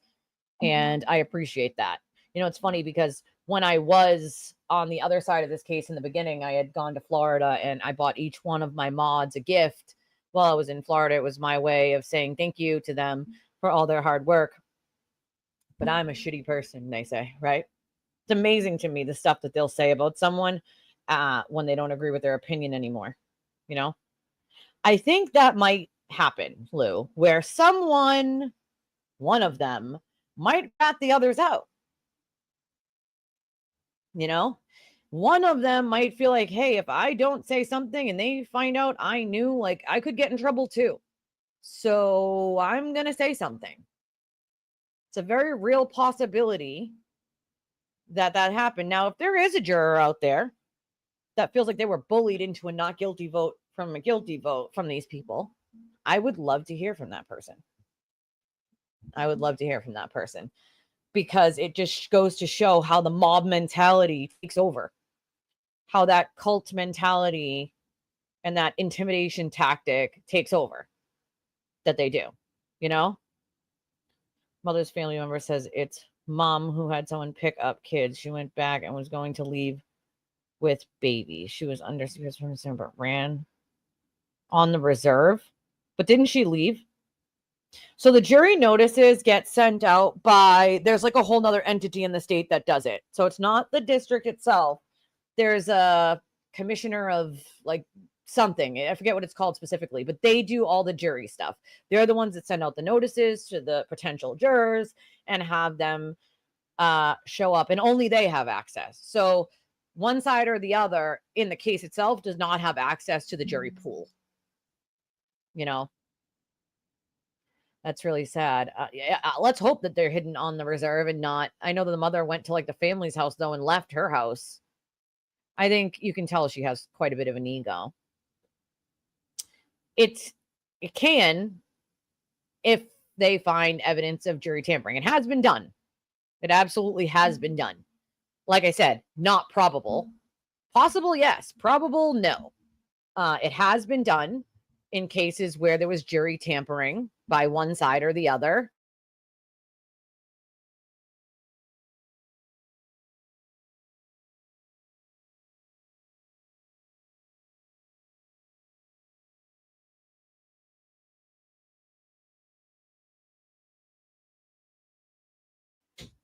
Sorry, guys.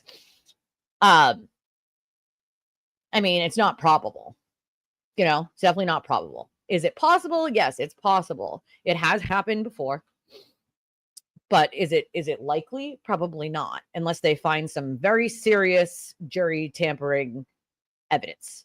And it would have to be large. It couldn't just be something stupid or small, or they would have to be concrete evidence of jury tampering for anything to happen. So I appreciate you, my friend. I appreciate you. I appreciate Hank. I want to pick his legal brain badly. I want to. I think he has a brilliant legal mind. It is possible. Probable, no. Possible, yes. It's definitely not probable. Yes, she will be dealing with quite a few civil suits, quite a few. Make no mistake. Okay, so it is true. You're talking about double jeopardy. Once somebody is found not guilty of something, double jeopardy attaches and they cannot be tried for the same crime twice. With the caveat that, yes, if they find that a jury was tampered with and they have concrete evidence of very serious jury tampering, they absolutely can ask for the trial to be held again because the jury was tampered with. Like I said, is it possible? Yes. Probable? No. There would have to be some very serious, concrete evidence of jury tampering, and they would have to have it. Otherwise, no, she's not going to be tried again. Like I said, is it probable? No. Possible? Yes. There have been cases where someone has been tried again and the verdict was thrown out because of jury tampering. So it is true.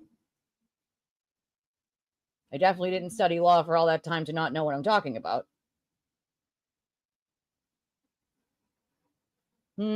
See, that's where you trolls don't seem to understand. Aiden didn't call me out for anything.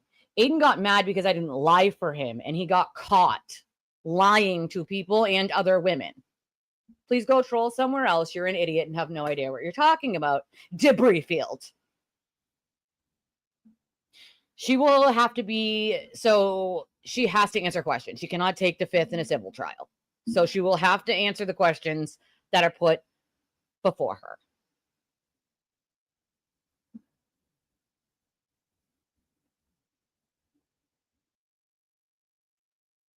Yes, there will be lots and lots of civil suits. Lots.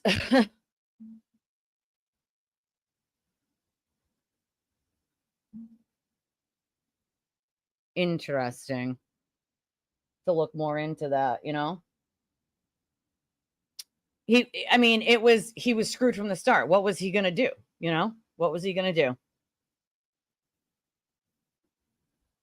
What was he going to do? Hey! But yes, the answer is yes. She has to answer the questions. In a civil trial, you cannot take the fifth. You cannot plead the fifth. So she will have to answer questions, you know, in a civil trial. That's all right. Thank you, Ellen. Whack-a-troll. I love when these people come in here and say shit like that because they have no actual idea what they're talking about. He didn't call anyone out for anything, dude. You guys have no idea what you're talking about, nor do you know privately any of the conversations I had. Which is funny because that very same night at the Halloween party, he literally yelled over to me and said, "Hey, I'm going to come on your show." And I was like, "All right." But because I didn't lie for him, later on that night, he found out that I did not lie for him. Okay. He had an epic meltdown. And then I became bad. I was public enemy number one because I did not lie for someone that I barely know. Sorry, it's not my job to lie for people, nor am I going to. It's so funny to me that these people don't realize the actual person that they're dealing with when it comes to the sewer turtle. They have no actual idea who they're dealing with, how petty or jealous he gets of other people and what he's willing to do. We're talking about a person who's willing to literally make up evidence and submit it into the court, knowing it's false, to try to cover his own bad deeds. We're talking about a very deluded individual. Someone who needs some serious mental health help. Someone that lied to people about going to a charity event when he was paid. He led people to believe that he was just going there because it was so nice of him to go there for his time. You know, it was a charity event, except he got paid for that charity event. And then he lied about it. Amazing to me. Amazing to me that people think that they know what they're talking about because that's what he said. So it must be the truth, right? Wake the fuck up, people. Most people, which is funny to me, there are so many people who were there that know exactly what the fuck happened. They know exactly why. So many people that literally have come to me privately to be like, I'm not going to say anything publicly, but that's fucked up, dude, what he did. All because he's mad that you didn't lie. Listen, I'm not the one who called me crying. His girlfriend, whatever you wanted to call her at the time, did. Okay? Because what he did to her that night was fucked up. He threw her out like a bag of trash that night so he could bring someone else. And I didn't lie for him when asked a question. It's not my job to lie for him. It's not my job. You want to lie to people? Cool, you do that on your own time, but don't expect me to lie for you. That's not my fucking job, and I will not do it. Sorry, not sorry. So when these people come in here and they think they know what they're talking about and they're trolling, it's funny to me because they have no actual idea who they're dealing with. None at all. And I can't wait. Can't wait for all the evidence in his shit to come out so they can be like, oh my God, I never knew. I didn't think he was that bad. I didn't think he was that stupid. You were told. You chose to ignore it. Oh, absolutely. That was the intention. Taint the jury pool. You know, they could still charge her with witness intimidation if they wanted to. They don't need him for it. That's for sure. The answer to that is yes. He will be sued. It is a Casey Anthony verdict. Yeah. Yes, it will happen this year. Yes. Yep, she's going to be sued for defamation. Yep.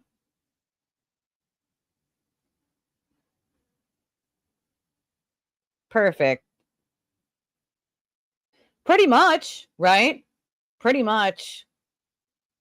Pretty much. OJ Simpson Reed. I love that. OJ Simpson. Maybe we'll make a shirt that says that. OJ Simpson Reed. OJ Anthony Reed. I mean, that would be a good shirt, no? OJ Anthony Reed. As if that's the full name now. I mean, it's really sad. I expect, you know, most people to be at least semi-intelligent. Semi-intelligent, you know? And that's so funny because Carrie obviously was one of the people doing CPR on John. So she was not the only one that did anything. She pulled her shirt up and Carrie's like, get the fuck off him. What are you doing? What are you doing? That's not going to do anything. Well, that's the problem, Elaine, is when you're lying, you can't, right? Can't get your story straight. And so I think that's when a lot of people will start to realize that she lied a lot. Simp Reed, that's a good one. That's a good one. Sorry, guys, I'm reading them from both ends here. I'm trying to get down all the comments, but I saw yours on the screen real quick. Yes, Lou. What is it? What is the question, sir? Ma'am, sir, ma'am. What is the question? Well, that's the funny part is they have no idea what actually happened. They just assume, make these giant assumptions, you know? She didn't fight for anybody but herself, and she destroyed lives in the process. Hi, Frank. Yeah, what did she do other than stomp basically all over his grave and those children's lives that she continues to destroy? I think that they at least have to learn from this in a way where they have to change things, right? Where they have to change things, because if they don't, you know, you're doomed to repeat it again. So we have to at least think that they're smart enough to know, like, hey, you need to take some other precautions in this case that you clearly did not want to take this time, you know? Oh, I love when people say that. She was found not guilty in the first trial. Hey, idiots. Then she wouldn't have had a second one. You absolute morons. That's not a thing. Well, that's the other thing. She didn't call 911. She didn't do anything. She went home and 20 minutes later called him saying, nobody knows where you are. I mean, how's that not a red flag to you if you're a juror? You know? Let's hope not, Elaine. And even if they are, let's hope that they either move it to a different area or they sequester the jury like they should, you know? Yeah, 50 plus calls, or like 40 something or 50 something, screaming. You know, whatever she does is fine, because all of that money that she makes will have to go to the victims in her civil cases. So might want to get out there and work, Karen, for those civil cases that you're going to have to pay out. You know, it absolutely can. Yes, it absolutely can. Is it probable? No. Possible? Yeah. Probable? No. They would have to find some very serious evidence of jury tampering and have it. Like, have some serious dead to rights evidence that there was jury tampering. And it absolutely could and has in other cases triggered a retrial. But again, it's not probable. Possible, yes. Probable, no. It's a good one, Foghorn. Yeah, they think the people sleeping who should have known someone was on their lawn and that somebody in a rage backed up at 24 miles an hour should magically know in their sleep to call 911. It's amazing to me the shit that they say, right? The delusional, it spreads like a wildfire, you know? Spreads like a freaking wildfire. Wildfire. It's kind of crazy to me. No, the bots will stay around, Heartstar. They'll be around, unfortunately. Oh, we know that Juror 11 lied. We know about that, Frank. We know that she lied. She's also making contradictory statements about quite a few things. But I think one big no-no is if you hadn't been here the last 6 months and you had been living in Brazil, then you're lying about your residency. You have to live here 6 months out of 12. So even if you go, to live, you can do that. You can dual live in another country. But in order to be here for jury and be eligible, you have to live here at least 6 months out of the last 12 to be a resident, to meet that residency. Yeah, that the cops are dumb enough to just leave it on the front lawn with his phone in his pocket and say, hey, fuck it, hopefully he dies. I mean, how absurd do you have to be to think that? And I do believe those bots will stick around. They'll be for other cases too, unfortunately. They should. Liz, we've talked a lot about that, a lot about it. And they should be ashamed of themselves. I 100% agree with you, but they're not. If you're Emily D. Baker or one of those other larger channels and you're bringing in 40 grand a month or more, they're clearly not ashamed. When the only thing that they ever read on their screens are only their super chats. They don't pull up people's, on my channel, even if I got a super chat every 5 minutes, I'm still reading other people's comments and they're going on the screen. Those channels are only reading the super chats. They're only reading the donations. So if someone donates to them on Venmo, they read that, but then they ignore the other comments in their chat. I can't even believe he's still here. Why has he not gone home? Go home, Alan Jackson. Or do you not have a home to go to is the question. Yeah, I know a lot of people unfollowed him. I can't, right? If OJ didn't do it, who did? You write a book, like a hypothetical about what would have happened. They claim everything as a fact with not a shred of evidence. Not a single shred.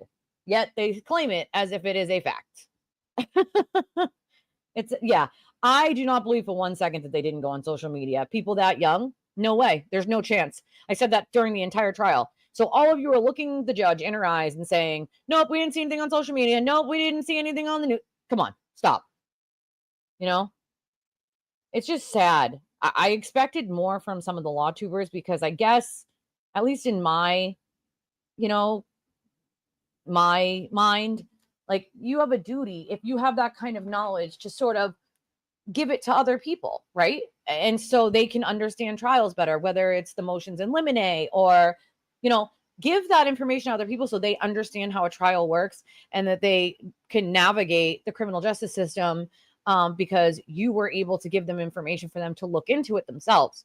And I found a lot of law tubers giving a lot of really bad legal takes on purpose because it fit a narrative, because they were pandering, not because it's the right interpretation of the law or even the right interpretation of what the judge might rule on, but because it fit the mob mentality. That's when you overstep the line, in my eyes. Every content creator, like I said, should make money. This is their job.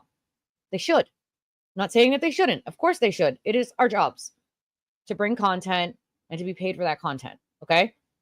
But when you're lying and pandering to a larger audience because and only for that, that is when you step over the line, in my opinion. That is when you don't care about what is true and what isn't true. You only care about the money.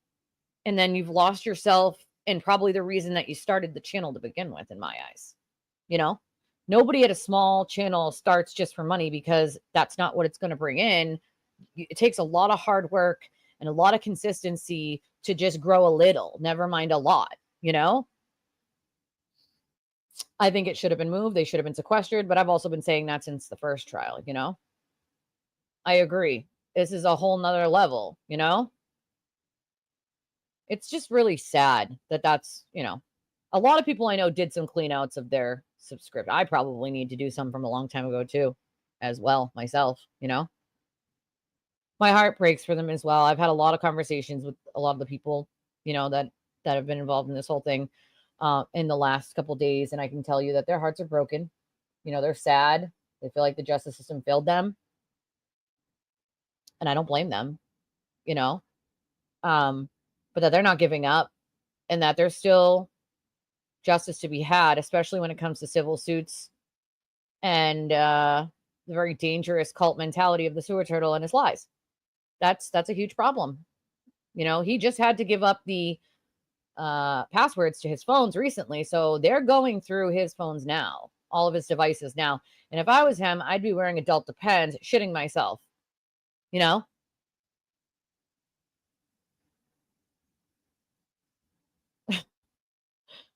That whole I didn't think he was mortally wounded. Like, come on now,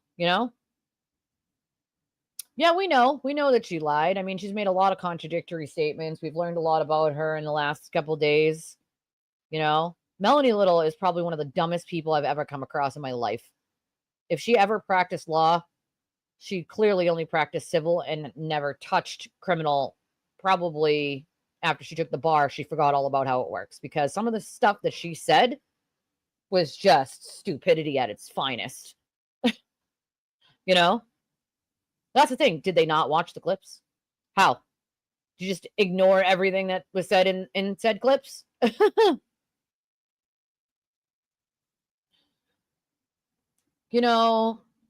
She is evil, and she's got to live with every single day all the lives she destroyed and continues to destroy. But I do think that she'll be bankrupted into oblivion, and any future earnings will be given to her victims if she makes money off of anything. So I really don't think there's a win out there for her, Well, that's right. Bus stop jury selection. Yes, I saw about her father-in-law. Yeah, I saw that. But again, that doesn't really apply to her. So it's like, you got to think about the things that apply to what can be proven for jury tampering with her and the other jurors. I don't know.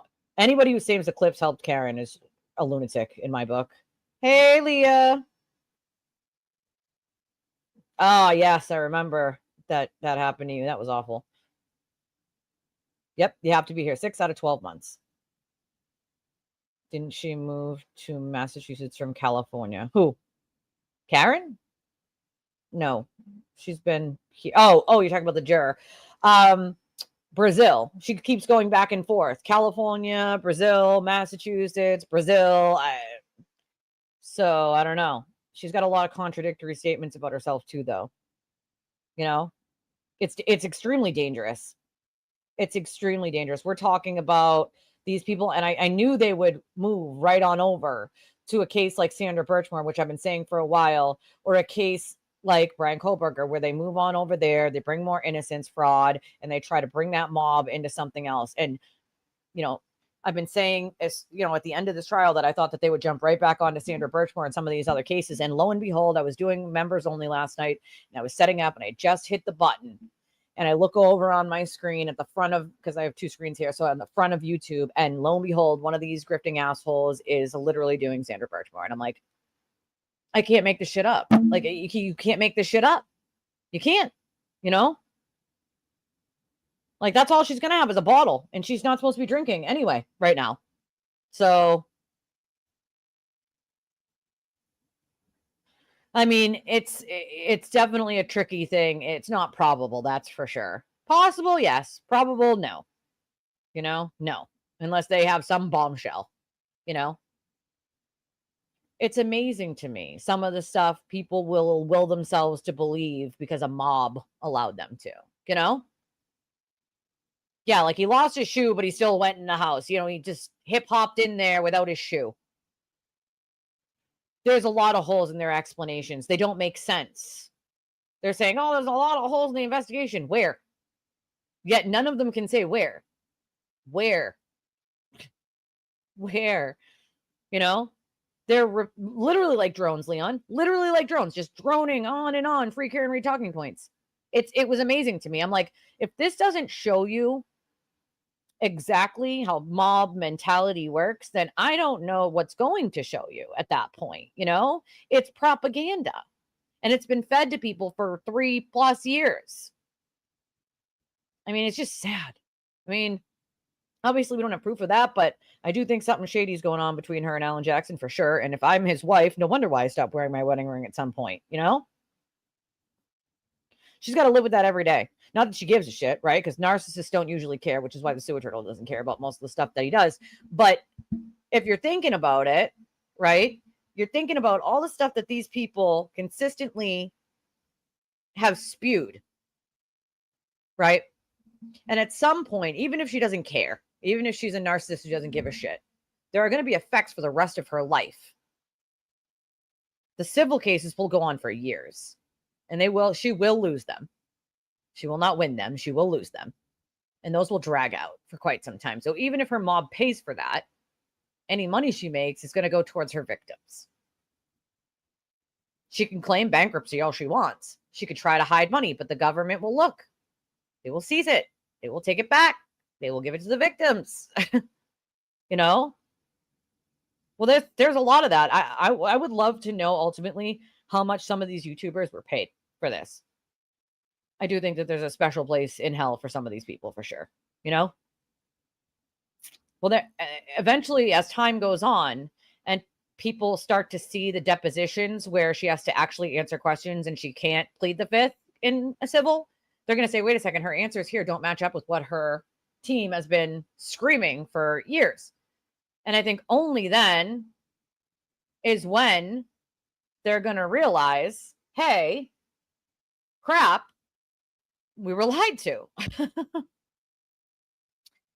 Yeah, he's looking into it. I mean, the office itself has to look into anything like that that's brought to their attention, If I have to hear one of those people saying justice for John ever again, I'm going to lose my ever-loving mind. They don't care about justice for John. They don't give a shit about John or his family. They don't care about those kids. If they did, they would shut the F up. Those kids are on social media. Right? Who uses Signal? Well, a number of entities. First, the police would look into it. The DA's office would look into it. And also the commissioner of who handles juries would also have their own investigation into it, So there's a couple different things that would happen in that aspect. And I believe it's already being looked into.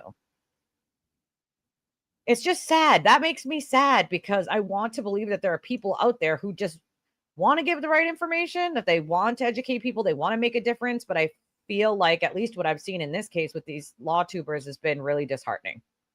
I mean, how could you claim something like that? That's just absurd. Oh, he definitely did, but he has a really bad habit of screenshotting things, even if you're not supposed to. Snapchat started off with hey, we'll have it, and then it'll disappear after a certain amount of time. He's one of those people that screenshots it to have it later because he knows it's going to disappear because he needs to brag and his ego needs it. So make no mistake when I say he for sure probably screenshotted stuff and kept it, even though Karen used the Signal app. I didn't think he was mortally wounded. Well, when you found him at 6, he clearly looked mortally wounded. So when didn't you think he was mortally wounded, Karen? When did you pull that piece of glass out of his nose? If you pulled a piece of glass out of his nose, couldn't have been after 6 when you found him. So when was it? Did you get out of the car after you hit him and check? And then leave? Or did you lie about the glass? Which one? Which one was it? Well, a lot of these people are on their 25th, 30th conspiracy, Oh, I have no doubt he will. I have no doubt he will. He goes for what he thinks is exciting via the people, That's the thing, It's just insane to me. I mean, I fear for Massachusetts in general if this is the level of intelligence we're dealing with. It's insane. He is an asshat. I agree. I concur. Well, that's another thing. I think you got a lot of people that just don't like the police or know that there has been corruption in Massachusetts. Cool, there has. Nobody's denying that there hasn't been corruption in Massachusetts. There's been corruption in every state in the damn country. That's not the point, right? It's not the freaking point. Hold on one second, guys.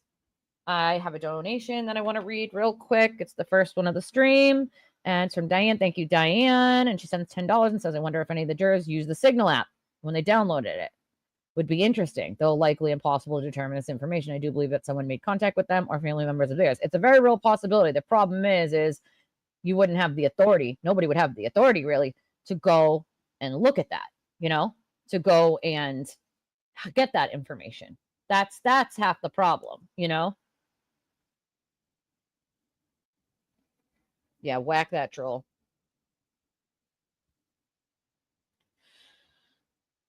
It's sad. It's sad. It makes me quite sad, unfortunately. If you would like to donate to the channel, we have one of a bunch of different ways to do so. You can do so by Venmo, PayPal, Cash App, Revolut. We have a link in the chat that you can use credit or debit, and that works for all different countries. We appreciate your support. You can also do super chats and super stickers and memberships, but the most, I guess, the fastest way to get it to the channel and not stick money also in YouTube's pockets is the ways on your screen right now and that link in chat. All of that information is also in the description of the video, and it's also on the main channel of YouTube itself. Apparently she loved them. It's what they call a badge bunny, I think a lot of the stuff that they didn't bring in the second trial was for a good reason. They didn't need to, Hey, Agent 99. I just fully believe that karma is a bitch, and I do believe that it will come back to her one day. I don't know in what form that will come other than those civil suits she's going to be buried in, but I do believe it'll come back, That's the part that bothers me the most, my cat and I, is that a defense team could be allowed to do so many unethical, really bad shit. Something has got to give when it comes to that. These are things that they need to be held accountable for, There's a reason why our laws need to catch up to our social media. It has to. Otherwise, we're doing a disservice to everyone, It's a good question, Leon. That's a good question. The Emmy ruling not matching the prosecution's case was reasonable doubt. Isn't it amazing? They don't seem to understand that it's not a medical examiner's job to go investigate. Is it clearly suicide, homicide, undetermined? That's it. It's not a medical examiner's job to decide. And in some trials, in some states, the cause of death is not even allowed. Not even allowed into a trial because it has no bearing on really much. It's not a medical professional's job to do that. It's just their job is to look at the wounds and see if they can determine quickly or easily whether it was a homicide or a suicide or undetermined. That's it. So for that reason, sometimes it's not allowed into trials because it can be biased. It could mislead people, Well, that's the thing. It's that sort of, you're repeating the same things over and over and over. It is literally a cult. You're repeating over and over the same talking points someone is giving you. That's what makes a cult, is the mantras that they're being repeated. That's literally how brainwashing works, folks. Is people are not able to break free. They want to belong to something. They feel like they belong to something, and that's what they feel like they belong to. Sad, but true. I agree with you, Jennifer. I do. Well, that's the thing. Do you know how hard it is to be like, hey, I was wrong, be attacked, come back, and then try to fix the misinformation? Hard. But right is right and wrong is wrong. If you actually factually believe in something, you realize it's wrong, and there's evidence to prove that it is not, couldn't be, then it's your job to come back and fix it. It's the people that can't that the problem is. That's it.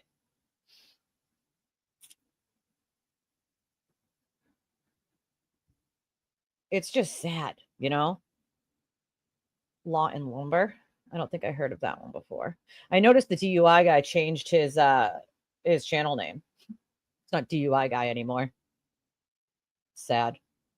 Well, it's exactly what it is. I call that. Said that you're like parrots. You're just repeating the same thing over and over, over and over and over, like a parrot. I believe he will do a lot of prison time. They did, and they'll continue to do it in tragedy after tragedy. You know, it's sad because this misinformation, it literally spreads like a disease to people. You know, it's insane. Oh, I can't even with her face. I can't. And the fact that I know that she knows that some of the stuff she's saying is BS, that's the part that gets me. Hey, Podluck. Which is funny because they were getting ready to sell that house before this happened. And of course, there's evidence of that, but they don't want to hear about it. If that doesn't fit their conspiracy narrative that the house was already going to be sold and it was already in talks to be sold, that doesn't fit their conspiracy narrative. It has to be that they sold it afterwards. Okay, but it was already being talked about to be sold before this ever happened.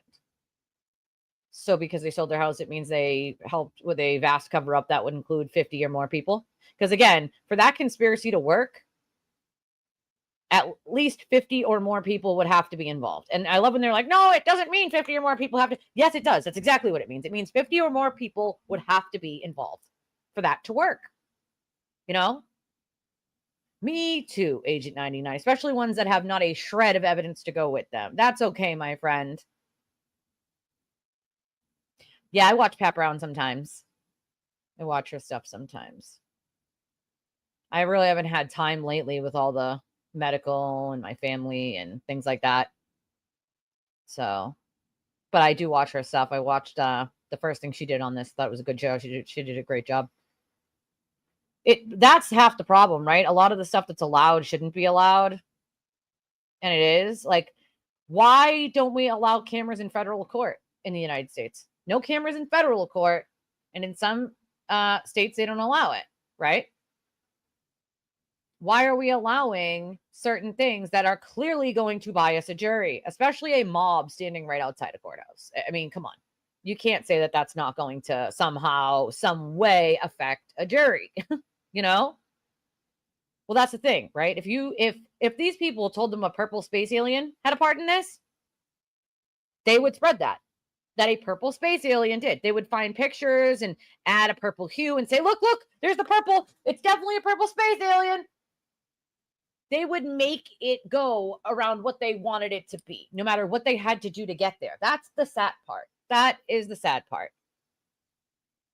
I think mental health needs to be addressed because we got some serious mentally ill people. And again, I worked in a prison for the criminally insane, so I've seen it all. And I'll tell you, a lot of the same symptoms that I saw in those inmates, I see in some of these people who have joined said cult. They're willing to lie. They're willing to, cut relations off with friends and family because friends and family point out that their conspiracy couldn't possibly be true. They're willing to lie to the point where if someone trashes someone and they know it's 1,000% not true, that they're willing to lie for the person trashing someone instead of saying, hey, I know that that's not true at all, because they want to stay in that cult.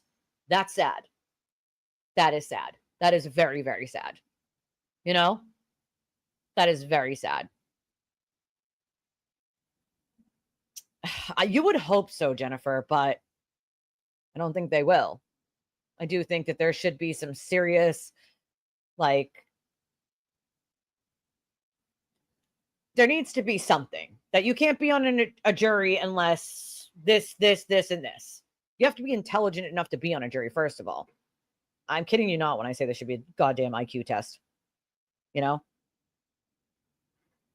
Madeline McCann.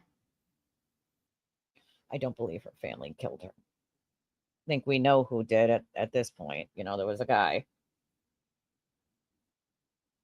Well, that's keep talking, keep doing it. The trial's over. Keep doing what exactly?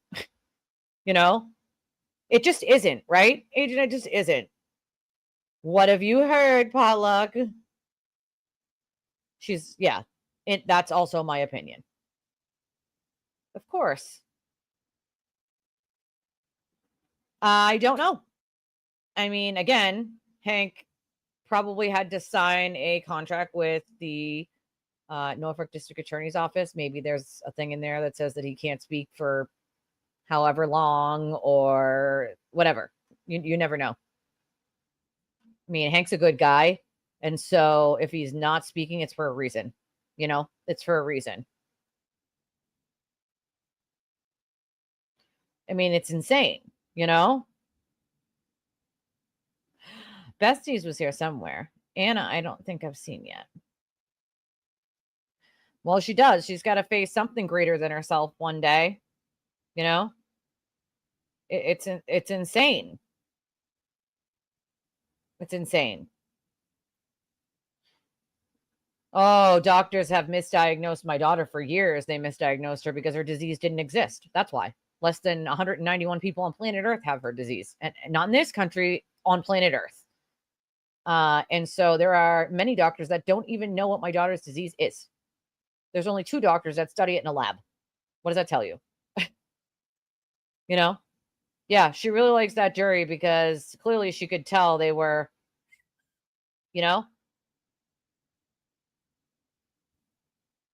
It's very sad, Jack.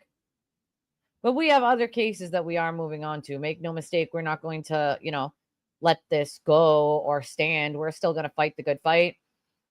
Advocacy work, trying to change these laws, make sure that this doesn't happen again. But we're also going to dispel the misinformation because it is dangerous. I think Hank put in everything he could give. Everything that he could give, he threw into that. His blood, sweat, and tears went into that case, and I think he did a phenomenal job. He just had no chance with these people, The ME, in my opinion, she worked in New York, and from what I understand from the people that worked with her in New York, say that she's a little kooky. She's a little kooky, and I could see that. I mean, even in the first trial, she gave me these weird vibes. She's always doing this, lifting her chin, closing her eyes, turning her head like this, and then she would answer. It was strange. But people who have worked with her in New York said that there were a couple times that they questioned her her answers on how a death was caused. If you look up her name, you could see quite a few things from Irini Scorti-Bello. I wouldn't hire her. Let's just throw that in there. I wouldn't hire her. I think it was easy enough for her to have written homicide, especially with the information that she had within 90 days. The problem is they originally wrote the original death certificate so that the body could be released because it can't get released without that. And they amended it later on because of the 90 days, because they have up to 90 days to decide. So, yes, he's going to be sued. Yes. Yep. Absolutely. 100%. Well, they're so used to buying their way out of stuff, right? Oh, we need so much change, my friend. So much change. So much. Send me an email. We could talk for days about it. Well, that's another thing. They believe if it's said by one of their mob members on their YouTube, then it's magically a fact. And that's just not the way it works. 2 people can't keep a secret for a month. You expect 12 or more to keep a secret for 4 years? Come on, stop it. Thank you, Jack, for your $5 super chat. I appreciate you, my friend. I love the little smiley face. Thank you. Thank you. Yeah, they don't care. Believe me. They knew about that a long time ago. They don't care. Well, I think he knew that they were done. If he had put a rebuttal on, I don't think it would have helped. I think he could see that, like, the jury was done. And so you don't want to drag it out because then they'll take it out on you. Not only are they so unhinged, there is no real killer. You just let her walk free. So to find the real killers, who are you protesting to? The DA's office, the feds, nobody's going to, quote, look for the real killer. They have already cleared everyone involved except Karen. You idiots. You can protest to, quote, find the real killers until the cows come home. The problem is you let her walk. Nobody is going to investigate the Alberts or the McCabe's or anyone else because they were all cleared by the federal government. Because they were just witnesses. They just happened to exist that day. And they happened to exist and be in a house where they invited John and Karen. That's it. That's it. They went out to help look for their friend after Karen called them screaming and yelling. Kerry Roberts and Jen McCabe went out and did what any normal person would do. You know? I've been dealing with this mob since 2023, so it's no different to me today than it is for the last 2 years I've been dealing with them. You know? They're going to keep doing this nonsensical bullshit until the cows come home, until they don't make another penny off of it. Then they'll move to something else, which is just sad. You know, they need some serious psych evals. I do believe that he will be doing some prison time, and he'll also be bankrupted in civil suits as well. I agree. I agree. I think you know, we're in big trouble. You know? Yeah, let's lay a dead body on the ground and leave him with his phone in his pocket. Hopefully he doesn't call the cops. Like, what? He's just as bad. He makes me sick to my stomach. He's also an idiot. Let's throw that out there. Just gross. I mean, here's the thing. If you're practicing on a law license, I believe that you shouldn't be allowed to have a YouTube channel. If you have a practice, I think it's unethical. Spreading misinformation, doing this bullshit. Come on. Exactly. Like a test, you know? A test to see what if some of these people have mental health issues? You can't have people with mental health issues that can't think with a critical thinking skill or have some sort of issue. No, it's not, you know? It's can't do it. My daughter has a disease called STAT3 gain of function. Less than 200 people on planet Earth have her disease. Cooking. That sounds so good. I'm so hungry. I'm going to have to get food after this, obviously. I was a little late today. I felt bad. I apologize, guys. I know we usually do the Sunday show at 11:30, but I slept in for the first time in I don't know how long. And, you know, being with my bio dad at the hospital, like all night into a day, starting the night before, and then not sleeping very well, and then immediately going into 2 graduation parties. And I was very tired. Let's put it that way. I was very tired. You know, most of you know that my stepdad, who adopted me when I was 4, committed suicide when I was 21. And that was Dad. He's the one who taught me how to ride my bike and tie my shoes and be a good person. And, you know, he loved people and he loved music. And, but I do still have a biological dad. And my biological dad only has two kids, one of which being my sister who lives in Indiana. She doesn't live in the state. So I'm all he's got. And even though I didn't know him until I was an adult, he's still my dad. And if I'm all he's got, I have to make sure that he's comfortable and okay. And, you know, he's really, really sick and he's not going to get better. He's only going to get worse. And so I do my best to sort of juggle everything I got going on, and do what I can for him because no one else is going to do it. So I appreciate you guys sort of, going around my crazy schedule lately because we're going to have to figure out a new schedule now that this trial at least is over. We're going to have to pick a new schedule for all these new cases that we have coming in. Idaho 4 is one that we are covering. We're covering a couple of other ones. So we're going to have to figure out a good schedule for it. I do know that we will be doing one nighttime stream for members only, at least once a week. So I usually work 6 days a week and I usually have Saturdays off. This week, because of all the emergencies, the hospitals and whatever, I wasn't here 2 of those days, Friday and Saturday. Well, I did yet last night, but during the day I didn't do Friday or Saturday. So I'm a little behind when it comes to doing all this stuff here, and I'm trying to play catch up. I'm trying to do the merchandise. I'm trying to get that store up and running on my YouTube channel. So if there is something that you guys want to see, whether it's a saying or a specific item, let me know, even in chat or on a comment in the video. I want to hear about what are the things that you would want to buy. T-shirts, canvas bags, pet clothes, mugs. What do you want them to say? Do you want just the Twisted Tragedies logo? Are you a twusband? Because that is our word for a Twisted Tragedies man that watches. You are a twusband. Says your wife might watch too. We have actual couples that watch. And so way back when, somebody came up with well, you're a twusband. You and your wife watch, so you are a twusband. A twisted husband. Well, that's the thing, right? If we paid a bunch of money to hire a bunch of crowds on demand of people to stand outside his court hearings and scream that he's guilty, it's a social media campaign, right?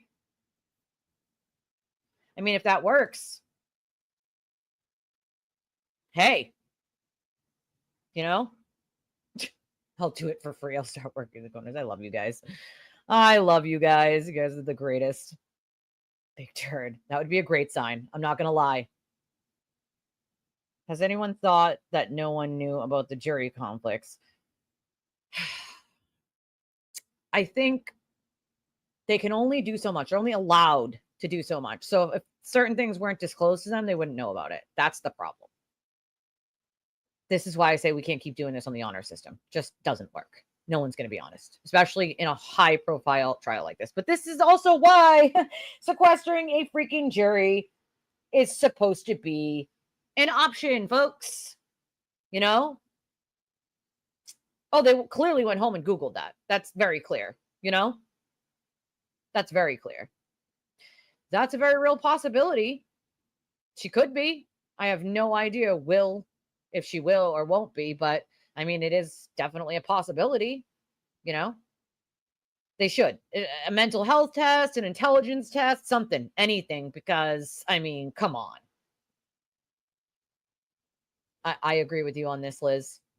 She allowed this circus and she allowed a lot of this nonsense. I don't think anyone would have allowed Dr. Russell in any other case. Ooh, maybe you need to light the pilot, Jesse. Is hubby home? Maybe you need to light the pilot underneath. The pilot could have went out. Is it gas or is it electric stove? I couldn't. Most judges would not have allowed Dr. Russell. She's not an expert on anything. Perfect. Sounds perfect to me, my friend. Yeah, I agree. I agree with you, B. Harley. I think, again, ooh, I love a good cast iron, though. Also, those are great when you're camping. Jury won't nullify for well, I think, again, if the court takes some precautions, like maybe moving it or sequestering a jury, or, I mean, to be fair, he might seem like he has a lot of people that like him, but half of FKR themselves hate him himself. They can't stand him. So there's a lot more people that just can't stand him because they see him for exactly who he is, than there are people that like him. So let's remember that.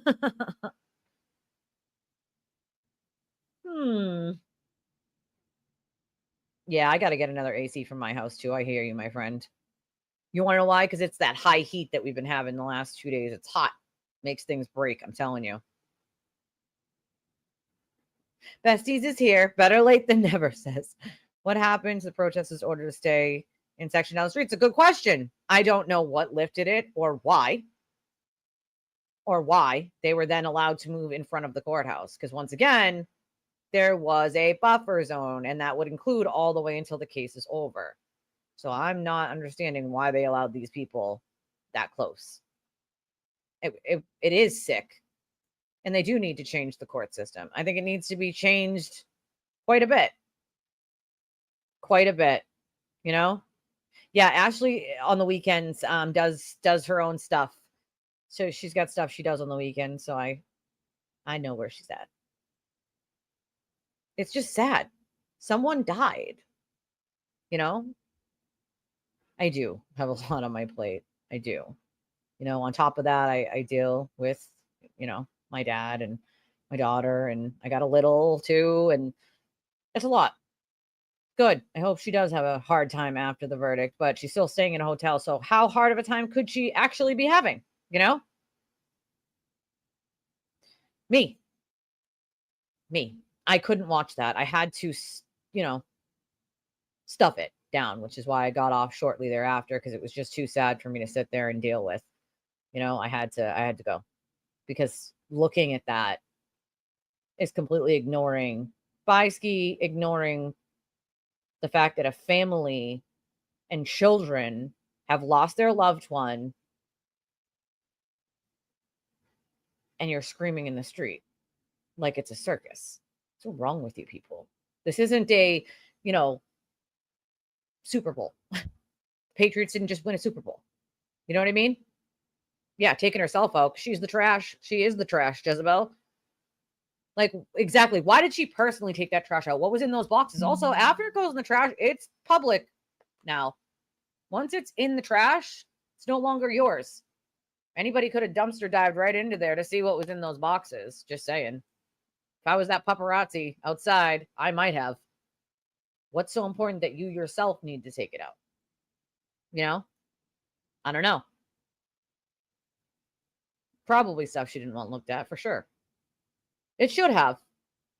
Should have sequestered. But again, the judge wasn't going to give up this case, Hank did the Whitey Bulger case. He was hired to expose the corruption within the FBI in that case. So that is what he is known for. Hey, Red Racer. Yeah, a lot of them, it just makes me sad, because I feel like a lot of them could do some good. A lot of the law tubers, I feel like could have done some good, or could have done. I just can't trust any of them anymore, knowing that they're lying on purpose. That's the part that bothers me so much. Most do not. Most cannot stand him. I think it's a little bit different in that aspect. Well, that's another thing. Let's remember that there's a very real possibility that the sewer turtle throws her under the bus. She doesn't need him anymore. She doesn't need to deal with him anymore. The only reason that Karen Reed continually dealt with the sewer turtle, and I'll tell you why, is because way back when he tried to blackmail her. Okay? I kid you not. He tried to blackmail her because he was mad. And this is how much of a piece of shit he is. He was mad that he didn't get a seat in the courthouse and that Karen wouldn't save him a seat in the courthouse after she told him not to show up at his ex-girlfriend's house, and he did it anyway. He was then arrested for assault and witness intimidation and wiretapping, and she told him not to go there. He did anyway, and that's what resulted in it. So then he got mad that Nick Rocco was on Court TV and not him. Mind you, he blew up his own stuff on Court TV by calling the executive producers, people, the C word. So they were like, we're not having him on certain things ever again on those channels. And so he had blown up his own ability to go on there, and he got mad that Nick Rocco was invited and he was not. And so he started threatening the Roccos, and then through them, Karen saying, well, I could go to Tully anytime I want, and I could, basically saying he was going to rat Karen out to Lieutenant Tully to save his own ass for the witness intimidation stuff. And Alan Jackson said, well, who's going to help us? That's blackmail, but who's going to help us? The Norfolk DA's office isn't going to help us. So what do? And so they just dealt with him, right? Like, give him a little pat on the butt here, make him feel wanted there. But she doesn't have to do that anymore. She doesn't have to do it anymore. She's going to drop him like a bad habit because he cannot be trusted. Anybody who's trying to blackmail someone that early on because they didn't get their own way cannot be trusted. So if she was smart, or her team was smart, they would say, drop him as fast as you humanly can. You don't need to do anything to do with him any longer. And that is going to piss him off. He's going to throw a little baby fit, because that's what he does. A jealousy, rage-fueled fit. And he's going to throw anyone and everyone under that bus that he can to save himself. That's not an if, that's a when. It's not an if it's going to happen. It's a when it's going to happen. 100%. A flanking move It is absolutely a possibility, especially because he can't control himself, you know? The judge handed them so many gifts. So for him to whine about the judge is amazing to me, you know? Yeah, that one is, I think that was about the Phil Spector stuff. He was in that stuff thing with Phil Spector, you know? I mean, I would have thought he would have already been back in LA. Why are you still here, sir? You know? Well, maybe not. Maybe he thought a younger jury would understand the data better, which is what I would have thought. Or it didn't matter who he chose. You know? Didn't matter. Yep. His wife is a DA out there, you know? It was extremely tasteless. Extremely. No. No. Judge has never met any of the witnesses in the case, ever. That was a Free Karen Reed talking point way back when they wanted her recused, so they tried to claim that she knew people. She did not.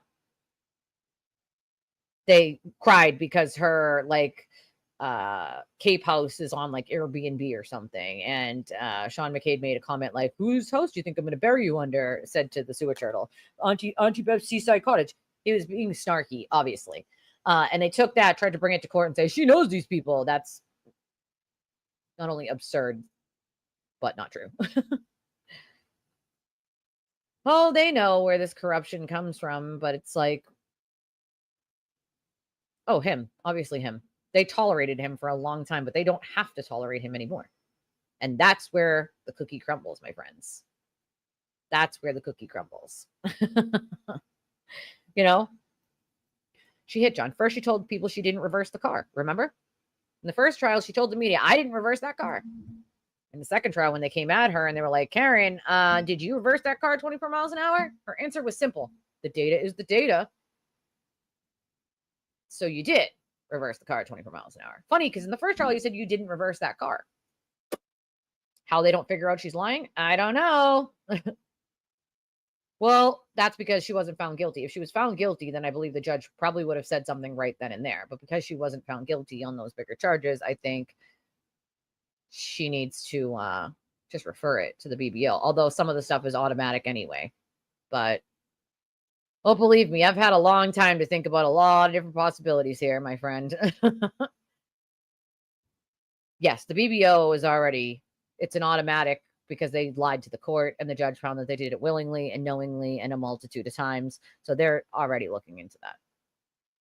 But again, that takes time. That's going to take a long time. That's not going to be something you're going to see any results on right away. It takes time.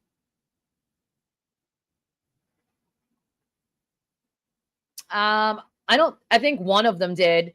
And it was the juror that keeps contradicting herself, talking about the video clips helped her. What? The video clips show that she right, all the liquor bottles, all the Tito's that she's not allowed to be drinking. Now, here's where it's going to get interesting. This is where it gets interesting, guys. If she is out in public and people are taking pictures of her, posting them to social media, and they catch her with alcohol or with a glass with alcohol in front of her, she could be held on a violation of probation and put in jail for that. Because on the 24D program, you can't drink. And you have to do classes for drinking. So she wanted to be in the spotlight, folks. It does not shock me at all if then someone starts posting pictures of her with alcohol in front of her. Not by a long shot. You know? That's the part that I'm like, you know? Like, here we go right here. At 1:05, some idiot troll is talking about justice is coming to Colin and Brian Higgins. Like, Dr. Disinfect. Go disinfect your brain, sir. You're an absolute idiot. Your comment makes no sense. Nobody is arresting anyone other than Karen herself. Okay? If you're still living in Delulu land where you think that that's going to happen, you'll be waiting until you turn to dust ultimately. Because nobody else is ever going to be arrested or looked into. Everyone was looked into by the federal government. And guess what happened? They were all cleared. But see, the cultists, they forget that part, or because their talking heads don't remind them that everyone else involved in this, except Karen herself, had been cleared by the FBI.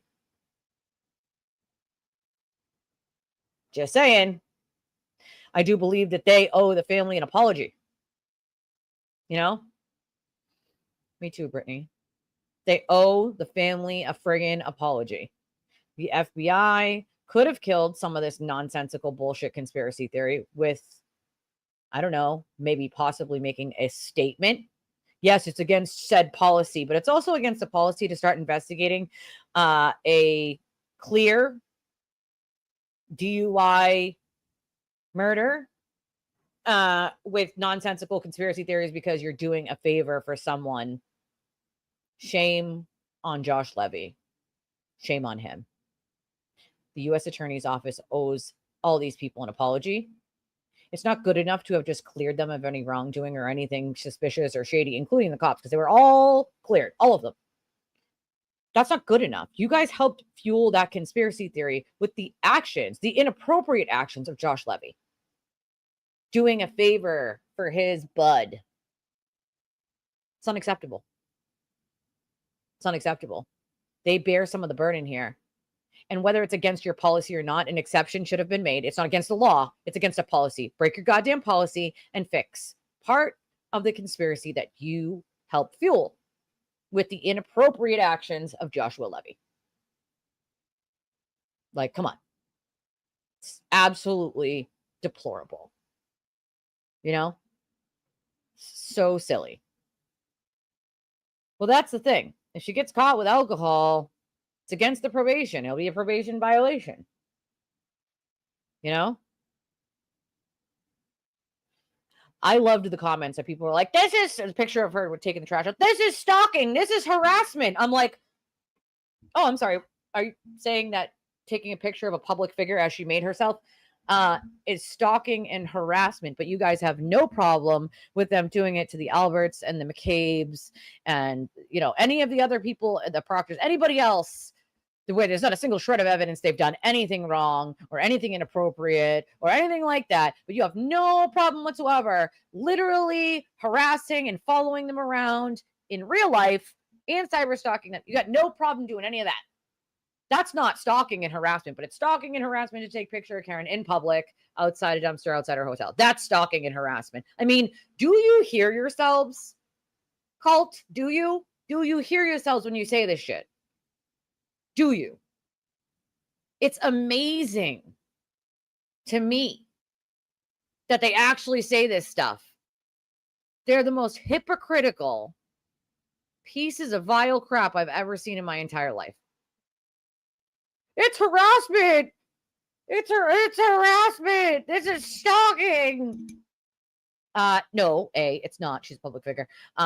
B, if you think that that is stalking and that is harassment, then what do you think has been done to the Alberts and the McCabe's, who have never been charged with a crime, nor is there a shred of evidence to charge them with a crime? But you have no problem with them being stalked and harassed, cyber stalked. You have no problem with misinformation being spread about them, lies. You have no problem with any of that. But Karen's being stalked and harassed because someone took a picture of her outside of her own hotel throwing trash away. Do you know how utterly ridiculous you sound when you say shit like that? Stop it. Oh, they love running to the police to file a report, except the police now have to deal with a bunch of loony bins running to them being like, I need to file a police report. And the police are like, for what? And they're like, because this person wrote online about me. And they're like, okay, let's see your social media. And then they can see that this person has been trolling people and cyber stalking them forever. And they're like, that person's responding to you. They're allowed to. We can't help you. We cannot write a police report on that. Karen. Karens of the world. Sorry. Perfect. Sounds good to me, my friend. It would be random. It would be random. They would give her like a color, or I don't know if they do numbers now. It used to be colors. And you would call And then every day colors would be read off. And if it was your color, you had to go down there. So I don't know if they do it by color, by number, but they have like a random way of doing it. Usually there's like a number you call every day between, whatever and whatever to see if you have to go down there. So she's still got still colors. All right. So still colors. She'll get a color from her probation officer. It is. It's a federal crime. Cyber stalking is a federal crime. It's a federal crime. Okay? Biggest hypocrites I've ever met. I've never seen bigger hypocrites. If I had to file a report for every time somebody actually cyber stalked or actually threatened me, if I do that, I would be at the police station every day. Every single day. If I did that, I'd never leave. I would literally never leave. Oh my God. Sean, stop. Stop, Sean. Stop. The investigation is over. It's closed. It's done. Sean, stop. Please. For dear God, stop. It's over. It is over. You know it's over.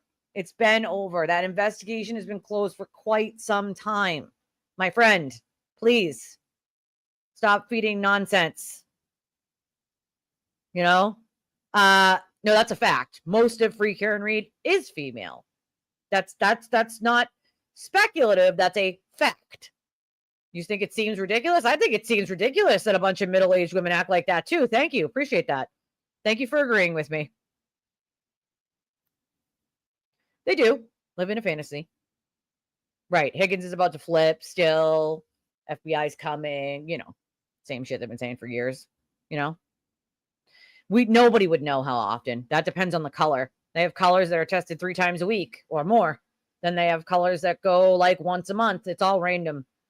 So unless I knew which color she had, I couldn't tell you how often it would or wouldn't be. It would be random, They didn't get by you. They just didn't get by me. I'm at the bottom of the comments. Right? I mean, come on with the nonsense. Well, that's the thing, though. It doesn't matter. She can be in an establishment that serves alcohol. You can't ban her from an establishment that serves alcohol because that's like every restaurant. But she cannot be drinking it herself. So that's, that's the bigger issue is now that people take pictures of her in public everywhere she is, she might want to just never go out to a restaurant because if she does get caught with alcohol, it's a violation of probation. I'm very quick. I'm very, very quick. Whack.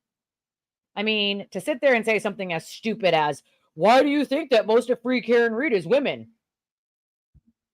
Because it is. That's why. I don't think. I know. I know. I live here. Most of them are women. It's like 80-20. Most of them are middle-aged women. It's a fact. It's an absolute 100% fact. So to say something like, why do you think most of Free Karen Read are women? That's ridiculous. It's ridiculous for you to ask that. We know most of Free Karen Read is women. We know. It's not a speculation. It's a fact.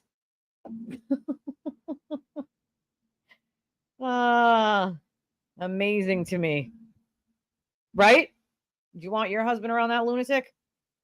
Didn't they have like the other guy, the security guard guy, the guy that like effed up his marriage during the first trial for Karen? She causes chaos wherever she goes. She only cares about herself. That's exactly it. That's the demographic. It's unfortunate, but it's true. That's the demographic. And yeah, absolutely. She'll still have people that foot her bill. The problem with that is that eventually she's going to have to pay for what she did. And that means in dollars and cents, even if it's future dollars and cents, all of it, she's going to be forced to cash out anything she does have left to pay. It's life. Oh, that would be hilarious. Do it. Do you think she's going to be able to stay away from alcohol? It seems like she's a functioning alcoholic. She might want to go to detox now. Detox, Karen. You might want to go to detox.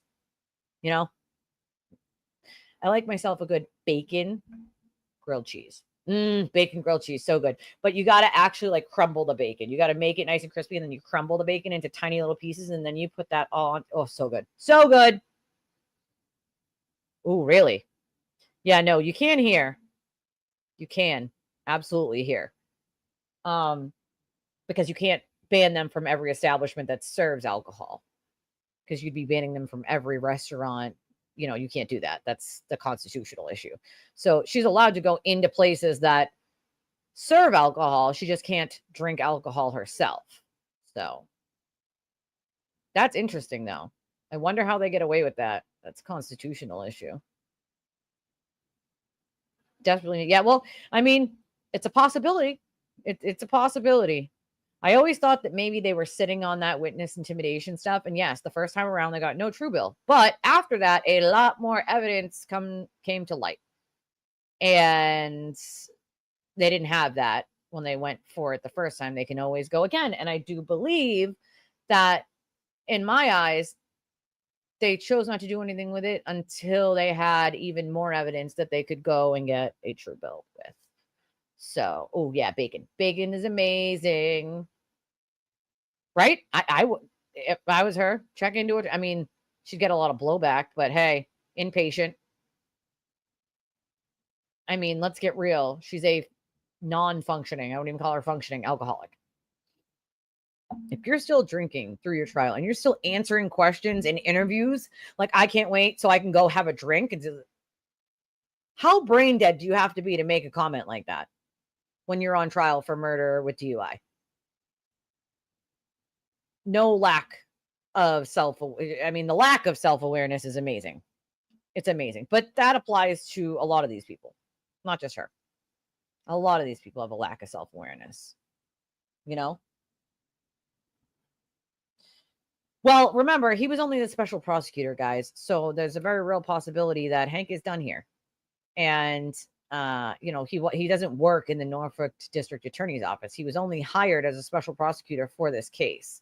So if he has no other, if they didn't hire him for anything else, this is it for him. He goes back to his own practice that he has, and I wouldn't blame him either. I think he did a phenomenal job. I think nobody could have done a better job than he did. There's no one in my eyes that could have put it together the way he did and laid it out so easily. There just wasn't. And I know that everybody appreciates all of his hard work. I know that, drink and a shrink. That might work. Drink and a shrink. Shrink might work better. Definitely, I think, needs a shrink. And then I think a lot of these people need a shrink. Quite a few of these people need a shrink. That's for damn sure. I think, when all is said and done, there are a lot of things that can happen going forward. There are the civil trials. There are still criminal matters to be dealt with when it comes to being, having something to do with this case in general, the sewer turtle stuff, et cetera, et cetera. Some of these people that thought that they got away with stuff that will be charged, that stuff. And we'll follow that stuff. We absolutely will. And we will, behind closed doors, do advocacy work to change these laws, to make sure that this never happens, at least in this state, hopefully the country, ever again. Because if this is the template on how to let a murderer walk free, we're in big trouble. We need to make sure that this never happens again. It should be very interesting. I agree. I don't think she'll be able to stay away from alcohol. I just don't. So it'll be interesting to see. Yeah, all we can do at this point is wait for the next step and do what we need to do advocacy wise to change these things. Those are the next steps here. Those are the next steps. In the meantime, we can do a lot of other things. We're going to be doing other cases. We're going to be, moving on to a lot of other exciting things for the channel, which I'm pretty excited about. But I want you all to know that I appreciate the good fight and that it's not over. And I still need your help. I still need your help when it comes to some of this stuff. this advocacy work to change these laws. I can't do it alone, right? And I know there are people that are joining in privately, but I'm also going to need all of your help publicly. And lawmakers need to be contacted, and letters have to be written, and I'm going to need all of your help for that, because this can't happen to another family. This shouldn't have happened to this family or these witnesses. But if we do nothing, it'll just happen again and again and again. So I at least feel some responsibility to do something. I can't just move on and not do anything. So I will need your help in all of this. I can't do it just by my lonesome, that's for sure. But I'm hoping, well, I would be asking people to write their representatives and their Congress people to ask them if they're willing to sit down with us and talk about a bill.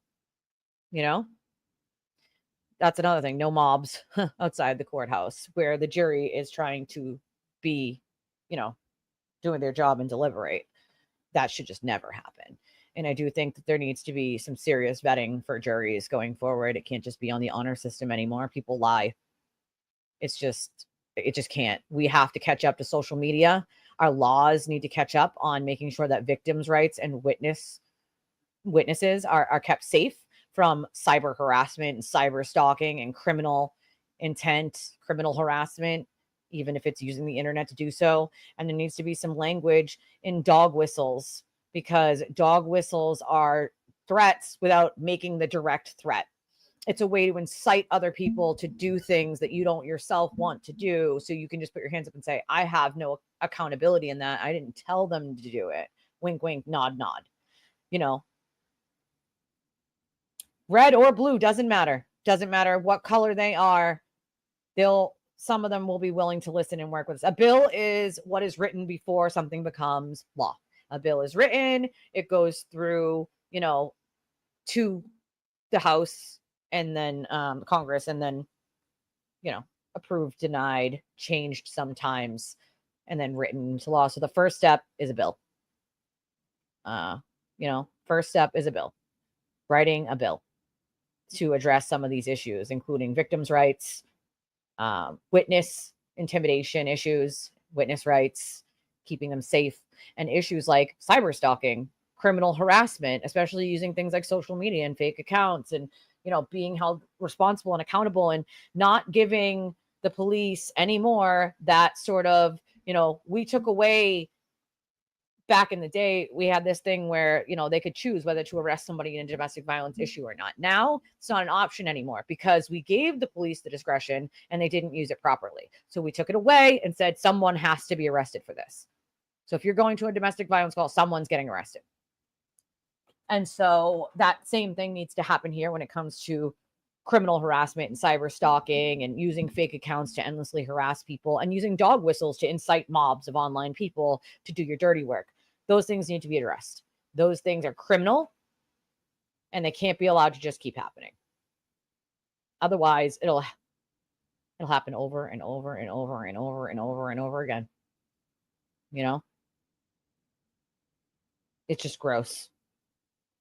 It's just freaking gross. Doesn't matter if they're red, blue, purple. I don't give a shit. Some of them will still hear us out.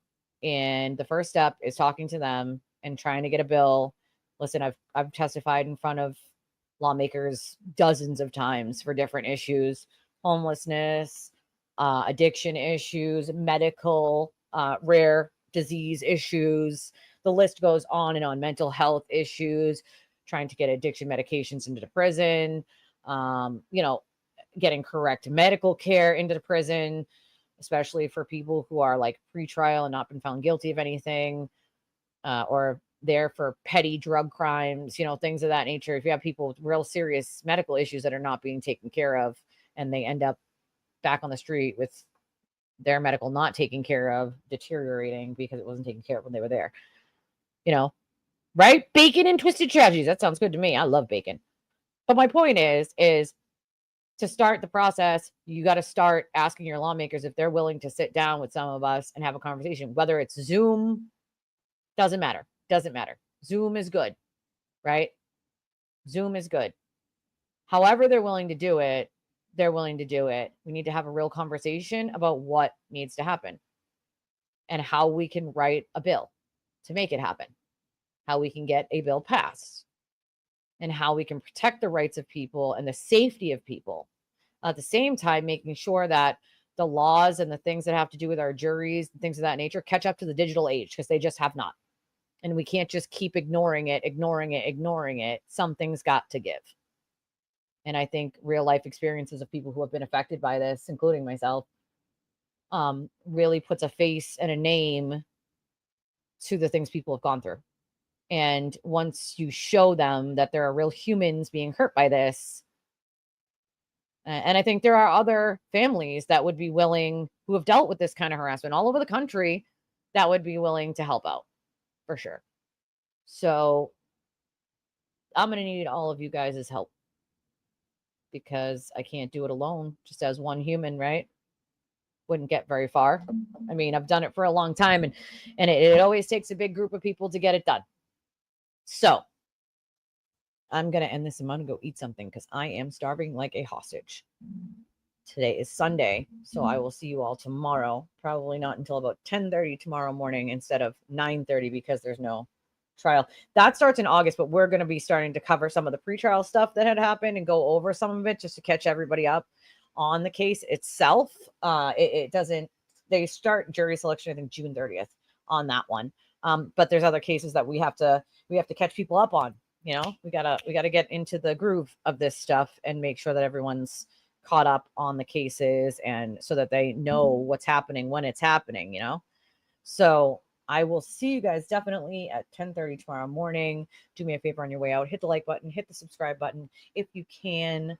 I would appreciate if you could donate to the channel. We only rely on donations from you guys to keep us going and running. We're just a teeny tiny, channel in a very big YouTube pond. And so without your help, well, we are nobody. We are nothing. And we love our community. So we will appreciate all of y'all's help in making sure that we hit the like button, that we subscribe, that we share with people that this is a place that you like to be. And maybe you know other people that didn't know we exist. People actually find us all the time. We're like, I never knew you existed. So we want to make sure those people know that we exist, right? If you catch me on the replay and you're watching this on a replay, of course, if you make a donation, we will always read it next time, which will be tomorrow morning. I love your stinking faces, and I will see you guys tomorrow at 10:30 in the morning. Until then, I'm going to be working on merchandise. So if any of you guys figure out sayings or things you'd like to see, don't be afraid to shoot me a message on Discord or an email at twistedtragedies3@gmail.com. All the information on how to get in touch with me or how to donate or any of those things, it's in the description of the video. It's in the description on the front of the channel. Until tomorrow morning, folks, I'll see you later, and I love your stinking faces. Bye.